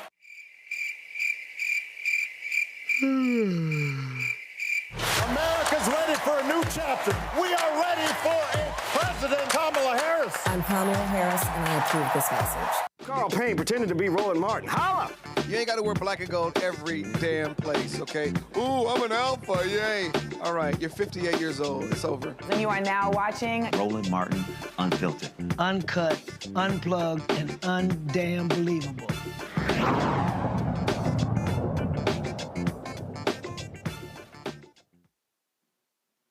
The Black Voters Matter is committing $300,000 to the Divine Nine's Get Out the Vote initiative. The funding will target these 11 key states with a significant Black population to mobilize voters through direct contact, texting, and phone banking, and focusing on neighborhoods with high concentrations of Black voters. Cliff Albright, the co-founder of Black Voters Matter, is joining us now from North Carolina. Hey, Cliff, how you doing today? Hey, I'm good. How you doing? All right. Well, look, it's good to have you back. This is something fantastic. You know, as a member one of the Divine Nine, Phi Beta Sigma Fraternity Incorporated, I think this is something that's excellent. Black Voters Matter is committing $300,000 to this D9 Get Out the Vote effort. So, can you give us more information about this, and how did you all go about selecting the 11 states? Yeah, so this is a partnership that we've really been doing to different degrees ever since 2018, where we partnered with Divine Nine here in Georgia. Well, I'm actually in North Carolina right now, but in our home state of Georgia. And in 2020, we expanded it to make it even bigger and have more resources available. And so this has been something that we've really been doing for about 6 years. And pretty much in terms of the states that we selected, those are all states that, you know, they're a part of the overall We Fight Back campaign that we're doing, where we're targeting like 12 states. Most of those are battlegrounds, but not just battlegrounds in the usual sense that people talk about, in terms of the presidential. There are also battlegrounds in terms of Senate races, and even in the case of Alabama, in terms of the new congressional seat, the majority black, or at least black opportunity congressional seat there. So these are all states where we know that black voters are going to play key roles in making decisions, and we believe that's important that we have some of the oldest institutions in our community involved in that process. They're already involved, they're already doing stuff, but we're just trying to seed a little something into them to make it easier for them to do text banking or phone banking or doing sign waving or door knocking or whatever it is that they're doing. Absolutely. Well, I see you coming to Michigan, so are you coming to Detroit? Oh yeah. Are you coming to Detroit? Oh, okay. You have to. Okay. So we're gonna have to connect because I live in Detroit. Okay. So Roland just played the interview he did with Quentin Folks earlier, a deputy campaign manager for Harris-Walz, and I know you all are nonpartisan, but I wanted to understand. Explain how you all communicate policy when you are having these engagements, like especially these face-to-face engagements with people, and people saying, well, I voted in 2020, but we didn't get the George Floyd Justice and Policing Act. We didn't get the Voting Rights Act. I don't know if I'm going to vote today, okay? Because I hear things like that. How do you communicate policy and what is at stake for them to understand they need to vote in 2024? Yeah, and just as a side note, just to be clear, we are largely nonpartisan, but we do have C3, C4, and we have a separate PAC entity. So today, I'm speaking mainly in terms of our C3, C4 work. But when we need to go hard in the paint, we can do that too. But we actually just earlier today had one of those conversations that you talked about with sister that she voted in 2016 and was disillusioned, and and now she's like, I'm not seeing all the stuff that I want to see get done. And so we had that conversation a lot. And one of the things I said to her just literally today, no more than an hour or so ago, was, look, when we vote and we win some stuff and we get some power, guess what? We get some stuff done, right? And so we've been able to get some stuff done. We've been able to get student debt cancellation. We've been able to get infrastructure investment. We've been able to get a gun law, which wasn't the best or greatest gun law, but it's the first one in decades, and that means something to our communities, right? We get some stuff, but if we want to get more stuff, guess what we need? We need more power. And if we want more power, that means we got to come out and we got to, win more seats, right? We got to get a real majority in the Senate and not a fake majority, because you got two somewhat whatever non-team members in there. But we gotta get more power, and we gotta make sure that we're getting as much as we can. We gotta even push them after Election Day to make sure that we're getting all the things that we want. But there's only one way that we're guaranteed to not get anything that we want, and that's if we're not involved in the process. And so we have that conversation all the time, and the key is by really centering what it is that person is most concerned with, and showing them the connections in terms of like how things have gotten done or have not gotten done, and what changes we have the power to make. Absolutely. And the other thing that I think is important to explain to people is how to remove obstructionists.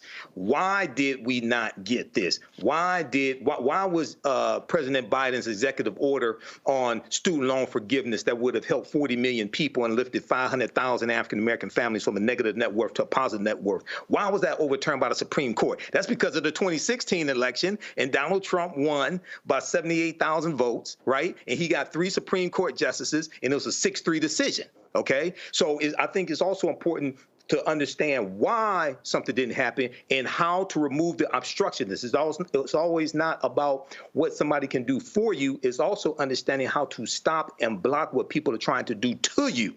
So we have to vote also not just for a candidate, but against other agendas. Go ahead, Cliff.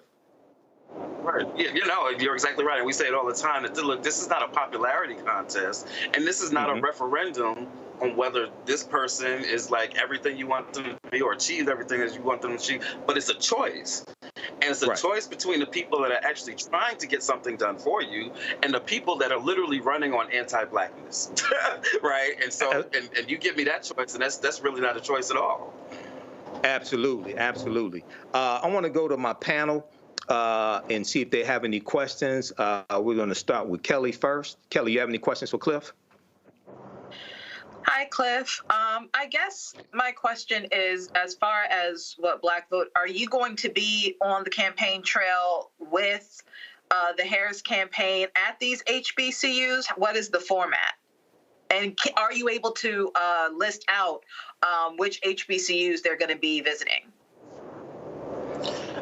I can't list out which ones they're going to be visiting because we're not traveling with them. We can't travel with them and coordinate with them. Like I said, we wear many hats, and one of our hats we'll actually be doing actual independent expenditures in support of the Harris campaign. So we can't coordinate with them in terms of like traveling with them on campuses. But there's a lot of overlap. They've been to the AUC, the Atlanta University Center, Morehouse, Spelman, Clark. We do a lot of stuff there. Today we're in North Carolina. In fact, we were at Shaw yesterday, and some of the students said that that the campaign is going to be coming there in a couple of weeks. And I think maybe even had already visited there a couple of weeks ago, or even just a couple of days ago. And so there's obviously going to be a lot of overlaps, especially in some of those critical states. So like in Georgia, in North Carolina, in Pennsylvania. I'm sure that we've been to Lincoln several times, and I'm sure her campaign will be at Lincoln. And so so there's overlap, but we can't like travel with them and coordinate with them like that. All right, thanks, Kelly. Matt, did you have a question for Cliff? Yeah, I do. And first, let me thank you, Cliff, for the necessary work you do, brother, and for coming on and keeping us informed always. I guess my question to you is, what do y'all expect the impact to be in terms of with this $300,000 donation? I mean, I'm sure you have, but what do y'all think that's going to turn into in terms of how many people you interface with? What's your projected hopeful number of votes? What are y'all seeing in metrics in terms of that?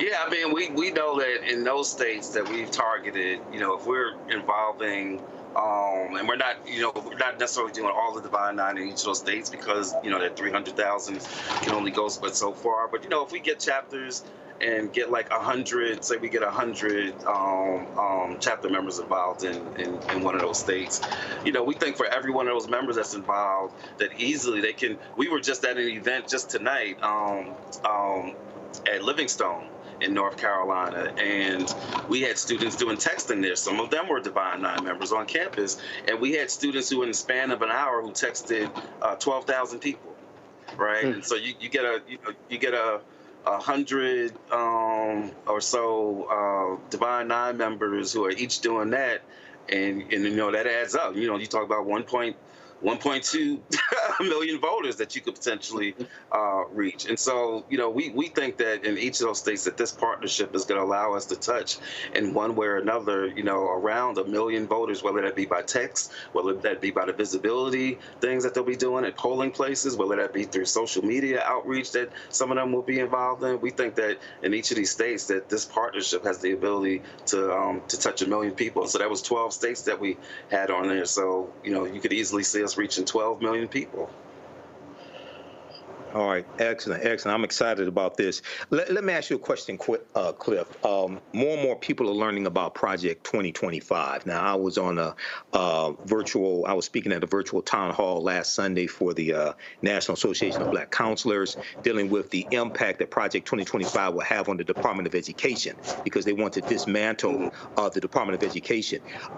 What type of conversations are you having on the ground with African Americans as part of this initiative, this D9 initiative, when it comes to Project 2025?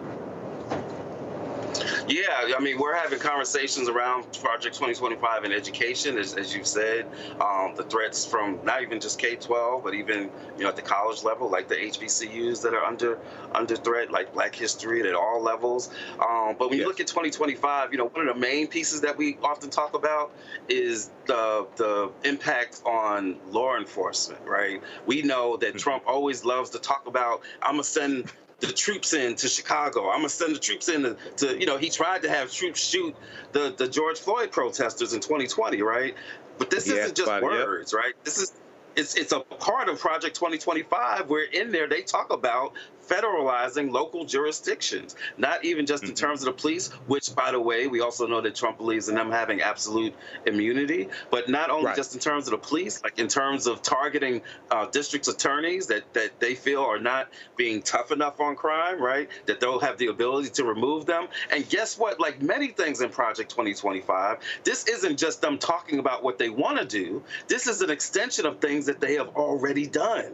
They have already removed DAs in certain places, whether it be Florida or they've tried to do it in Georgia with Fani or some other places. So some of the things that they're talking about in 2025 are things that they've already started doing, and it's just a matter of them now taking it and putting it on steroids. These are not just bad words. These are not just mean tweets that Trump is talking about. This is an entire framework embedded in Project 2025 that they are prepared to implement on day one, and it is targeting Black folks, whether through education or through law enforcement or through their economic policies. It is a very real threat, specifically, not just to the entire country, but specifically to our communities. Absolutely. African Americans and Latinos are going to bear the brunt of it. We see the attack on diversity, equity, and inclusion in it. We know that Donald Trump on the campaign trail has been saying that if he's reelected, he will give 100% immunity to police officers against criminal prosecution for doing their jobs. OK, so people really have to understand the consequences here. In the remaining minutes here, I wanted to ask you, what are some what has been the response when you talk to HBCU students, when you talk about the $17 billion in funding that HBCUs received from the Biden-Harris administration? Okay, that's a record amount of funding. Okay, we know Trump likes to talk about the bill that he signed, the funding, which is Representative Alma Adams' bill, the Futures Act, I think it was called. And when you really break down the funding, it was actually $85 million going to HBCUs. All $250 million wasn't going to HBCUs. Okay, what is the response when you talk about the $17 billion? Yeah, it's interesting because one of the main issues that when we talk to some of the students, even before they're talking about like the stuff going on in the wider society, in the cities where they come from, or in the cities surrounding the campuses where they're at, a lot of the times the main issues that they're concerned about are their issues on campus, right? It's the cost of tuition, it's the amount of housing that's available on campuses, or the quality of that housing sometimes. Sometimes it's even safety issues, right?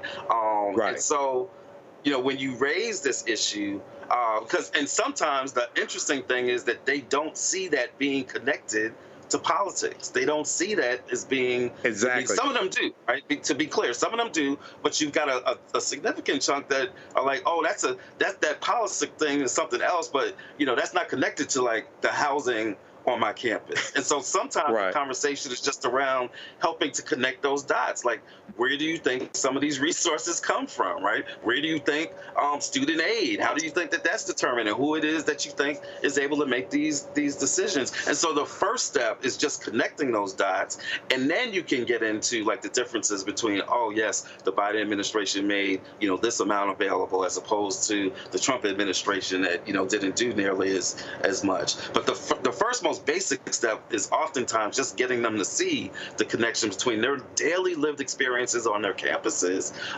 and federal policy and federal offices and these elections. Exactly. As I explained to people, politics is the legal distribution of scarce wealth, power, and resources. And one of the examples I give is the $1.9 trillion American Rescue Plan that was passed in March 2021. It brought us out of COVID. It distributed stimulus checks and $1,400 plus stimulus checks, which were larger than the ones that Trump signed. Okay, people, I still encounter people that think Donald Trump gave them some money, so this is why they want to vote for Donald Trump. But it saved the economy. It opened us back up, brought us out of COVID, things like that. So what are some of the maybe one or two key pieces of legislation besides the $17 billion for HBCUs that when you explain it to people, they say, oh, I had no idea this is where this came from? Like the $1.2 trillion American Rescue Plan. That fund is 56,000 construction projects. What are one or two pieces of legislation that you hit people with and knock them out? I think that the student debt, often raises eyebrows, like people saying, "Oh, I didn't know," because they're so used to hearing nothing's been done on that, right? Right. And then when they hear $167 billion in student loan forgiveness for about 5 million people. Yes, right, go ahead.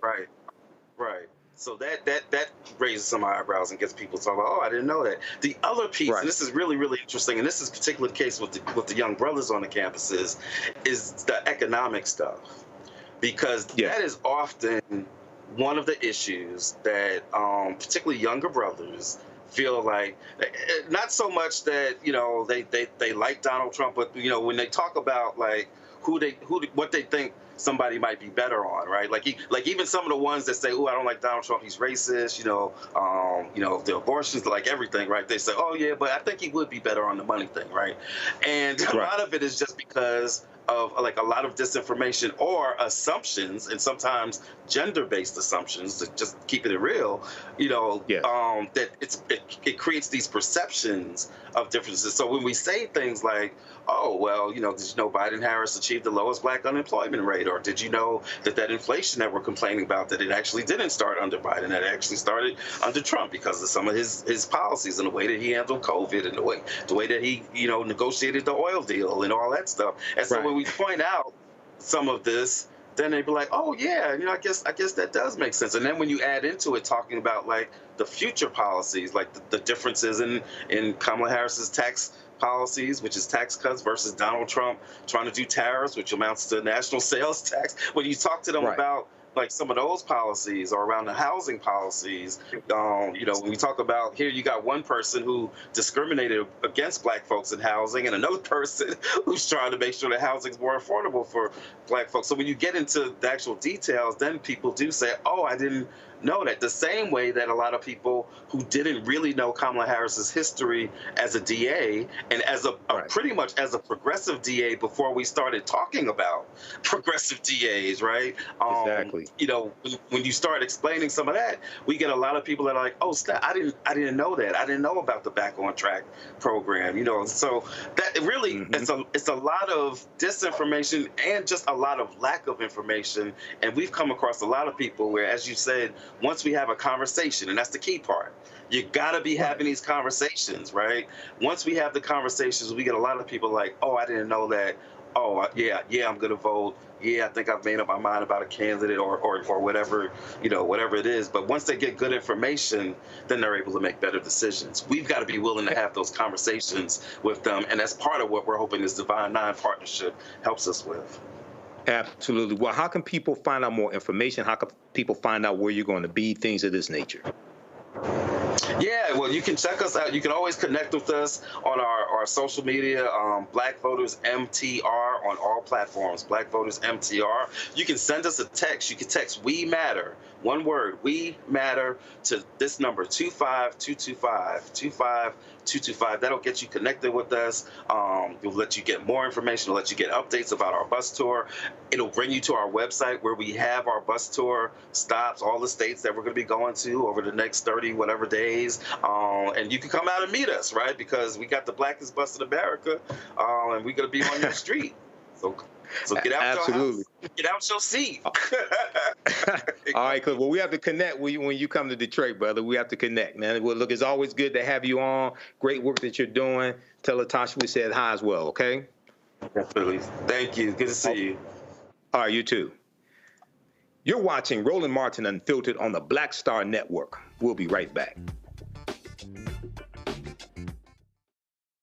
There's nothing socialist about Kamala Harris. Trump says Harris is a radical. I don't buy it. Conservatives have a supermajority on the Supreme Court. With a likely Republican Senate, those checks and balances will keep our country sane. If Trump wins, he could end up with total control. I'm a conservative. I don't agree with Harris on everything, but she was a tough prosecutor, and she put bad guys in prison. I voted for Donald Trump 3 times. I'm voting for Kamala Harris in November. Now, I'm voting for Kamala Harris this fall. Winners never back down from a challenge. Champions know it's anytime, any place. But losers, they whine and waffle and take their ball home. Trump now refusing to debate a second time. He did terribly in the last debate. He's so easily triggered by Kamala Harris. Well, Donald, I do hope you'll reconsider to meet me on the debate stage. If you've got something to say it to my face. I'm Kamala Harris, and I approve this message. In 2016, Donald Trump said he would choose only the best people to work in his White House. Now those people have a warning for America. Trump is not fit to be president again. Here's his vice president. Anyone who puts themselves over the Constitution should never be president of the United States. It should come as no surprise that I will not be endorsing Donald Trump this year. His defense secretary. Do you think Trump can be trusted with the nation's secrets ever again? No. I mean, it's just irresponsible action that places our service members at risk, places our nation's security at risk. His national security advisor. Donald Trump will cause a lot of damage. The only thing he cares about is Donald Trump. And the nation's highest-ranking military officer. We don't take an oath to a king or a queen or to a tyrant or a dictator. And we don't take an oath to a wannabe dictator. Take it from the people who knew him best. Donald Trump is a danger to our troops and our democracy. We can't let him lead our country again. I'm Kamala Harris, and I approve this message. He told us who he was. Should abortion be punished? There has to be some form of punishment. Then he showed us. For 54 years, they were trying to get Roe v. Wade terminated, and I did it, and I'm proud to have done it. Now Donald Trump wants to go further with plans to restrict birth control, ban abortion nationwide, even monitor women's pregnancies. We know who Donald Trump is. He'll take control. We'll pay the price. I'm Kamala Harris, and I approve this message. Bob and I both voted for Donald Trump. I voted for him twice. I won't vote for him again. January 6th was a wake-up call for me. Donald Trump divides people. We've already seen what he has to bring. He didn't do anything to help us. Kamala Harris, she cares about the American people. I think she's got the wherewithal to make a difference. I've never voted for a Democrat. Yes, we're both lifelong Republicans. The choice is very simple. I'm voting for Kamala. I am voting for Kamala Harris. IVF is a miracle for us because it allowed us to have our family. After having my daughter, I wanted more children, but my embryo transfer was canceled 8 days before the procedure.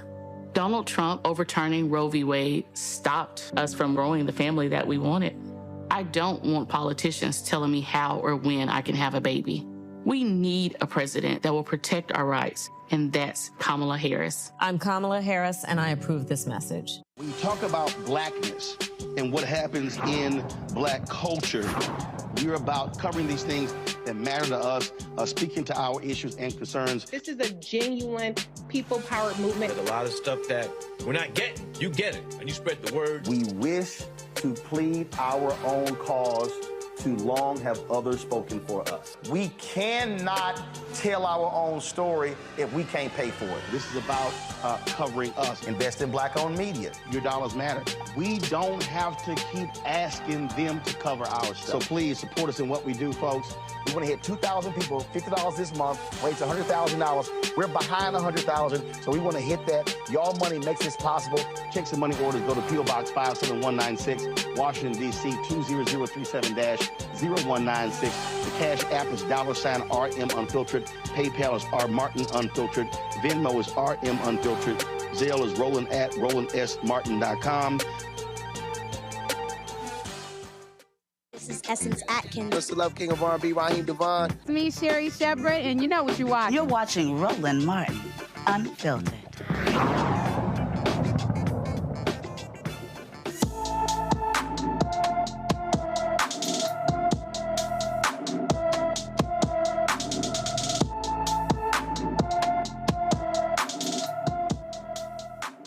Asada Armand has been missing from her Beaufort, Georgia home since February 1st, 2024.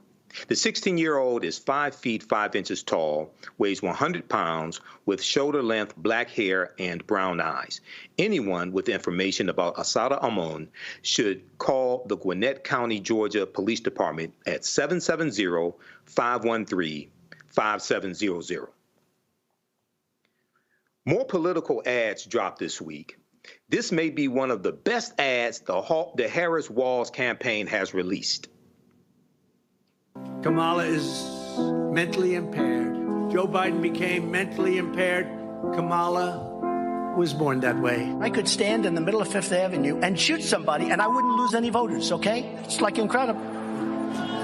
They're poisoning the blood of our country. That's what they've done. They poison mental institutions and thin air. I'm repeating them because my constituents are saying these things are happening. I mean, but there's no yesterday, evidence. A video came out of a migrant 30 miles away eating a cat.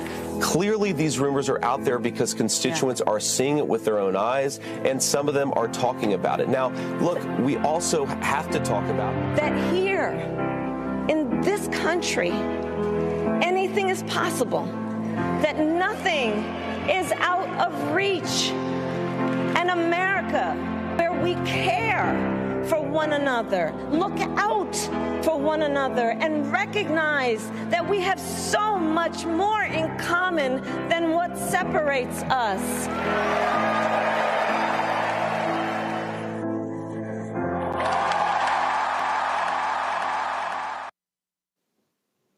Now, that's a powerful ad dealing with the impact that a lot of this rhetoric, especially coming from the Trump campaign, has on children. There's another ad, the Veterans for Responsible Leadership ad. They dropped this ad as well. Let's take a look at that one. I served in the U.S. Navy. The United States Army. Lieutenant Commander, U.S. Navy. Flew F-18s for 12 and a half years. Former captain of a nuclear submarine. Donald Trump has called veterans losers and suckers. I'm not a sucker. I'm not a sucker. I'm not a sucker. And my friends who died were not losers. I'm not voting for Trump. Because Donald Trump is unfit. Unfit for office. Unfit to be commander-in-chief. America is better than Donald Trump. Don't be the sucker that Trump thinks you are by voting for him.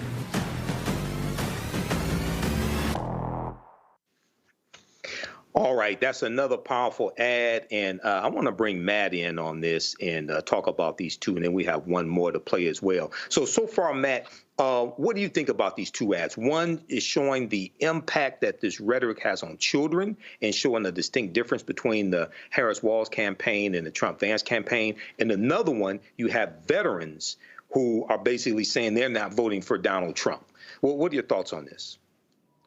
I think the ads are effective in what they communicate, but I don't know if they're effective in moving the needle to get somebody who's going to vote for Donald Trump to come over to the other side, or for people who are truly undecided at this point. Because the reason I say that is we've had so much evidence of the caustic rhetoric he's had when he was president, before he was president, after he's president, well before he ever considered running for president. So, you know, I like that it's strung together. I think for the few people whose heads are in the sand out there, they may be persuasive. But I'm worried that people who are inclined to vote for him are going to do so irrespective of that. So hopefully that has an effect on enough people to tip the balance, maybe in some states or in some precincts. But we're used to it. So that's kind of old hat. What I will say that is interesting, though, is one of my partners is actually a former Air Force aviator. And all the things those veterans were saying are exactly what he says in the halls of our law firm. Just that Mr. Trump is so unfit, and as a veteran that he's just, you know, incensed that he would talk about people who put their lives on the line the way he has. So I don't know how large that contingent is in terms of voting, but I'm hoping that it turns into measurable effects in these battleground states and across the country, because it doesn't make sense that you get to beat the drum of national security all the time and then, you know, denigrate the people who actually sacrifice for national security. It doesn't make sense.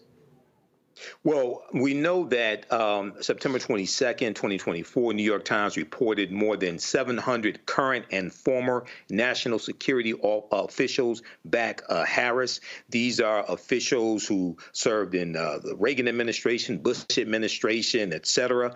And we also saw Donald Trump on the campaign, who tried to equate traumatic brain injuries that some in the military suffered, try to equate that to a headache. So it's clear that he does not respect the military. He only wants to use them as props, only wants to use them to his advantage. We have one more dealing with business leaders that we're going to go to. The business leaders for Harris released this ad. And partner at Greylock. The most important issue in this upcoming election is our economy. Voters want the candidate who's going to make it easier to get a job, buy a house, keep up with their household expenses. And a lot of people think that Donald Trump is that candidate. But here's the thing. Donald Trump's policies, his divisive rhetoric, and his disregard for stability in the rule of law would hurt our economy. Most CEOs I talk to agree.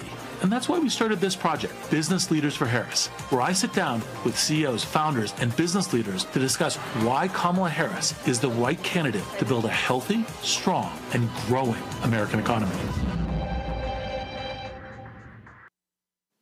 Now, I think that one right there is really powerful, especially targeting men who think that Donald Trump would be better on the economy because they think Donald Trump is a billionaire because of the TV show The Apprentice.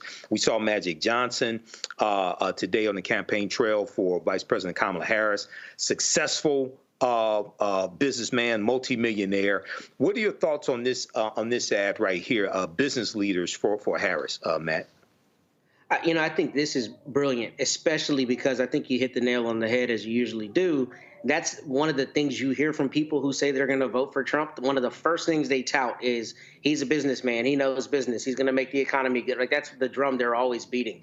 So I think it's very, very, very important to have people who are in corporate leadership saying, he doesn't have the policies that are going to affect the economy. Now, it wouldn't be me if I didn't say some of that is ironic because we know that corporations get to run roughshod over the American people, right? So, some of it is a little bit self-serving, if we're honest. But I do think it's important rhetorically to get people into the fold for Harris-Walz, because that is almost universally the first thing you hear about Mr. Trump, is that he's got this business acumen and therefore he's going to be better for the economy. And if you have people who are big engines in the economy saying they don't believe that to be the case, that might be persuasive for a lot of people. Absolutely. I don't know a lot of business people who are successful, who say that Donald Trump is a successful businessman. We see that Mark Cuban has been doing interviews, owner of the Dallas Mavericks. We see Mark Cuban on the TV show Shark Tank, billionaire Mark Cuban. He's been speaking out about Donald Trump, talking about how harmful his policies will be. We know there was an excellent article from Black Enterprise about a week or so ago that broke down how the Vice President Kamala Harris' economic policies would be beneficial for African Americans as well. So I think it's going to take a combination of these type of ads, but also the work that people like Cliff Albright are doing and Latasha Brown as well on the ground. But when you have successful business leaders, you have close to 100 business leaders who have endorsed Vice President Kamala Harris and say that her economic plan is going to be better than Donald Trump's economic plan as well. When you have people who know this better than most of the people on cable news, things like that, coming out endorsing her, I think that's going to move the needle as well. So we'll see what happens. But we have 32 days, and the fight continues. We can do this. Okay. You're watching Roland Martin Unfiltered on the Black Star Network. We'll be right back. He told us who he was. Should abortion be punished? There has to be some form of punishment. Then he showed us. For 54 years, they were trying to get Roe v. Wade terminated, and I did it, and I'm proud to have done it. Now Donald Trump wants to go further with plans to restrict birth control, ban abortion nationwide, even monitor women's pregnancies. We know who Donald Trump is. He'll take control. We'll pay the price. I'm Kamala Harris, and I approve this message. Bob and I both voted for Donald Trump. I voted for him twice. I won't vote for him again. January 6th was a wake-up call for me. Donald Trump divides people. We've already seen what he has to bring. He didn't do anything to help us. Kamala Harris, she cares about the American people. I think she's got the wherewithal to make a difference. I've never voted for a Democrat. Yes, we're both lifelong Republicans. The choice is very simple. I'm voting for Kamala. I am voting for Kamala Harris. IVF is a miracle for us because it allowed us to have our family. After having my daughter, I wanted more children, but my embryo transfer was canceled 8 days before the procedure. Donald Trump overturning Roe v. Wade stopped us from growing the family that we wanted. I don't want politicians telling me how or when I can have a baby. We need a president that will protect our rights, and that's Kamala Harris. I'm Kamala Harris, and I approve this message. Kamala Harris has never backed down from a challenge. She put cartel members and drug traffickers behind bars, and she will secure our border. Here's her plan. Hire thousands more border agents, enforce the law and step up technology, and stop fentanyl smuggling and human trafficking. We need a leader with a real plan to fix the border, and that's Kamala Harris. I'm Kamala Harris, and I approve this message. Of 100 Republicans who worked in national security for Presidents Reagan, both Bushes, and for President Trump, now endorsing Harris for president. She came up as a prosecutor, an attorney general, into the Senate. She has the kind of character that's going to be necessary in the presidency. Vice President Harris is standing in the breach at a critical moment in our nation's history. We have a shared commitment as Americans to do what's right for this country. This year, I am proudly casting my vote for Vice President Kamala Harris. Former generals, secretaries of defense, secretaries of the Army, Navy, and Air Force, CIA directors, and National Security Council leaders under Democratic and Republican presidents, Republican members of Congress, and even former Trump administration officials agree there's only one candidate fit to lead our nation, and that's Kamala Harris. I'm Kamala Harris, and I approve this message. Hey, it's John Murray, the executive producer of the new Sherry Shepherd Talk Show. This is your boy, Earthquake. And you're tuned in to Roland Martin, Unfiltered.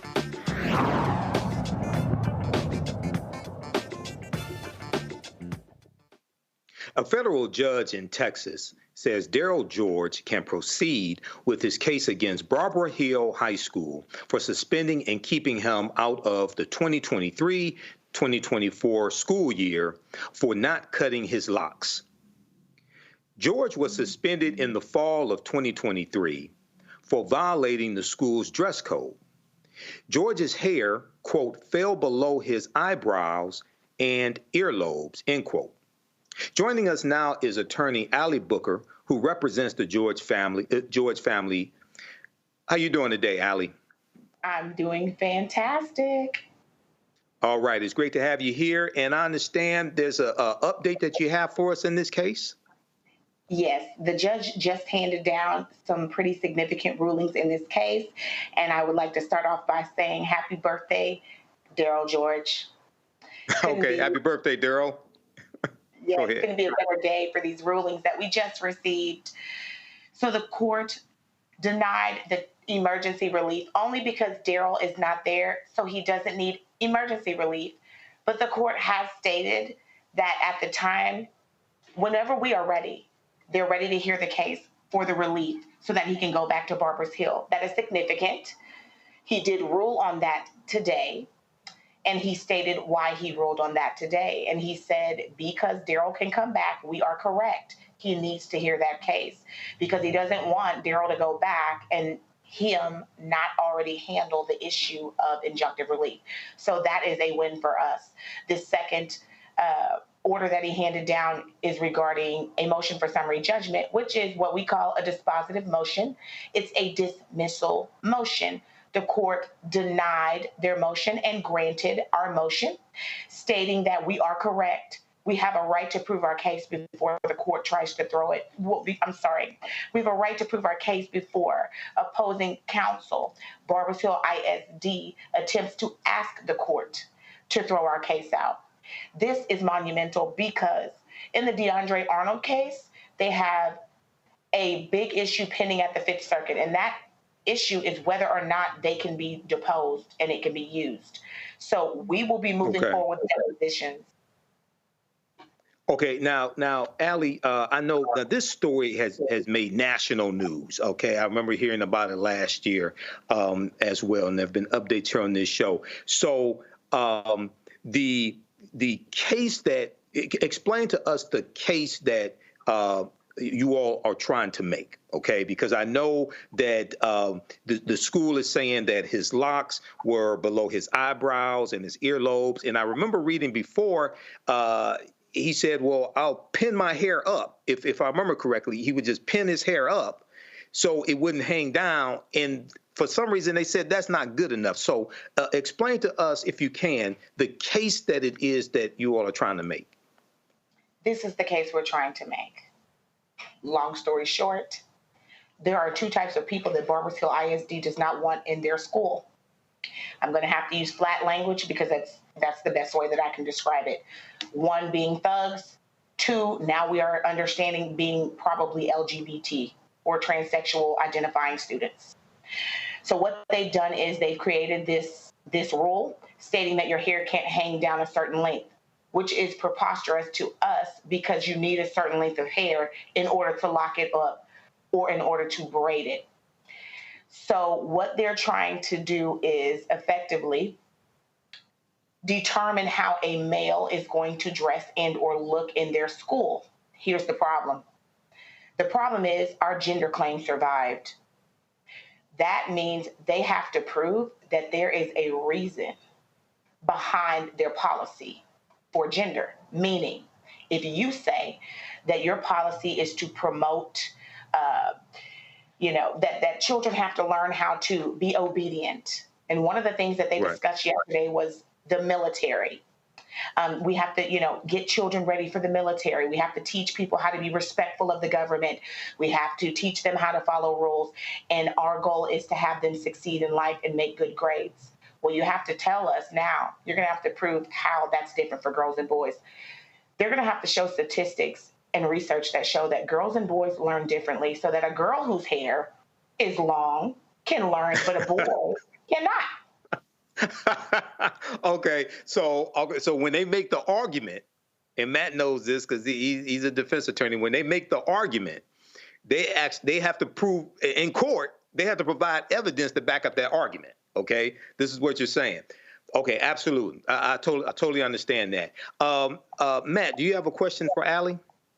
Yeah, first, though, I want to give her flowers. I have actually read your complaint in this case because I had somebody walk in my office that I thought was going to be bringing a similar case. And I want to commend you first. You've done fantastic lawyering from the beginning on how you set this complaint out. And I want everybody listening to know what makes this case especially hard is the Fifth Circuit and our courts here have given so much latitude to school districts. It is almost impossible to get a school district basically off the decisions that they make because the courts give them so much latitude. They let them make these asinine rules. So this case is harder than most. So I want to commend you first, Allie. And my question to you is just how do y'all, first, how is the interplay between the Crown Act and any federal claims that you may have brought? How is that kind of being fleshed out right now in the summary judgment posture? And then secondly, what has the court said specifically about, why essentially they denied that motion for summary judgment? I know it's a scintilla of evidence and a small amount, but the reason I ask is these substantive and procedural due process claims in schools, they get so much latitude, they just pour them out all the time. I just lost a couple of them. So I know how hard it is to get there, and I'm interested in seeing what the judges' rulings have been in that respect. Yes. Well, first, I would like to say that the Crown Act, I have to say this right. I have to say it right. Technically, in the federal court, there's almost no place for the Crown Act, and I'm going to tell you why. The Crown Act is an act and a law that is for all races. Anyone can utilize it. It gives you race protection, but it's going to go along with anyone who commonly wears those types of hairstyles, so that we're not using a form of reverse racism, because we've had issues with affirmative action and things being overturned and then trying to use equal protection against us, right? So when the law was written, they made sure not to typically use race so that any race can use it, although it has race protection. So with that being said, it won't be within the claim now, right? Because we don't have a race claim, and technically the Crown Act doesn't protect only blacks. It protects anyone who has that type of hair, or anyone who needs to wear that type of hair, so that we could get around that reverse racism argument that we know they are going to try to throw out there. But the issue with the Crown Act is, and I tell people this, there's no carve out. They're trying to carve out an exception that doesn't exist. And we know, being lawyers, the way that laws are written, you have to put the exception within the law. So if you're looking at a Sikh, a Punjabi individual, a Navajo in Barbers Hill ISD, and they have been deposed in the past, they're allowing those students to wear their locks long. And they may allow, yes, and they're arguing, although we don't have the evidence, that they have allowed other blacks to wear their hair long. Our thought process is those blacks are running underneath a religious exemption, but we don't need that religious exemption. That is the purpose for the Crown Act, because our culture is embedded in who we are, not necessarily a religion. We may be different religions, but we all wear locks and we're all spiritual, which is why there's no religious foothold to it. However, if you look at a religious exemption and you honor it and you don't make them cut their Navajo braids above the earlobes and whatnot, then you can't do it to someone underneath the Crown Act. So that's the implication on the state side behind it. Okay, so very quickly here, two quick questions came to mind. Number one, you mentioned that the school was saying they have the standards for the hair because people may go into the military. They're trying to teach them discipline, things like this, right? But the military, if I'm correct, has relaxed their standards on hair to at least some branches. Don't they allow braids now? You are correct. And it was complete. I couldn't believe they said it because, number one, Barbers Hill is a public school. It is not a military school by any stretch of the imagination. Yes, and it's not private. And people are forced to go there. I mean, if you don't go to school, you can wind up with severe consequences, and this is the law. Therefore, they can't impose these unreasonable restrictions on people going to a public school. And the problem is, I believe that Barbers Hill thinks that they forget that they're not a private school. And counsel is right. It's hard. I mean, we're fighting cases from the 1970s here. They've left schools alone for a long time. But one of the problems now is we are edging up and accepting differences now. And because of that, and you have children that are identifying different ways. And I honestly believe Barbers Hill wanted to get a jump on it. And they wanted to go ahead and start banning these particular children before it came to fruition, might I say. Okay, excellent. And the school, just for the record, the school does allow braids and locks, right? But they're saying that they can't be below your eyebrows or below your earlobes. Am I correct? That is their argument. But if that is the true argument, then we go back to what you started off with. Then why is him gathering it an issue? Right. If he puts the hair up, why is that an issue? Absolutely. Okay. So what are the next steps here in this case? You just came out of court. The judge, you have some new developments you just shared with us. What are the next steps in this case that you can share with us? We are going to have Barbers Hill look underneath every rock on Barbers Hill and give us the stats. They've already said that there are none, but we get a chance to ask them, and we want to see what statistics they're looking at, what research they looked at the time that they employed this rule, because it honestly doesn't make sense. I don't know the difference between girls and boys, and I don't understand why you would let a boy wear his hair long. A girl wear her hair long, but not allow a boy. To me, it doesn't make sense. And that's what we're getting ready to do. We are getting ready to depose them, and we are going to ask them for the statistics. We are going to have to get information about the students, the individuals who have been granted exemptions, to see what exemption they're running underneath. So now we are getting to the nitty gritty, and they will not like that. They have fought us tooth and nail in all cases of discovery. Well, Attorney Ali Booker, keep us up to date on this, and keep us up to date on this because we know this is a big case. Okay. Yes, sir. Will do. Can I ask one more question, Michael? I think we're out of time, Matt. I'm getting the wrap up call. Okay. Quick question. Go ahead, Matt. Just the question real quick is, did y'all bring a Monell claim? And if so, how are they defending the constitutionality of this policy? And I ask because this is exactly rife for the idea that you can't, have an equal application and you're going to have some constitutional issues. So is that a part of your case? I don't recall from your complaint. It is not, but they have raised it, and what they have stated is that just because they are a school, they meet intermediate scrutiny. So this will be very interesting because that is not the law. Right. All right. Thank you. Okay, Attorney Ali Booker. Well, keep us posted on this case, okay? Yes. And happy birthday to Daryl as well. Absolutely. All right. All right, Matt. Hey, thanks for hanging with us today. Matt, we know Roland had to leave early. Thanks for watching Roland Martin Unfiltered on the Black Star Network. I'm Michael M. Hotep. Holla. Have a great weekend. Folks, Black Star Network is here.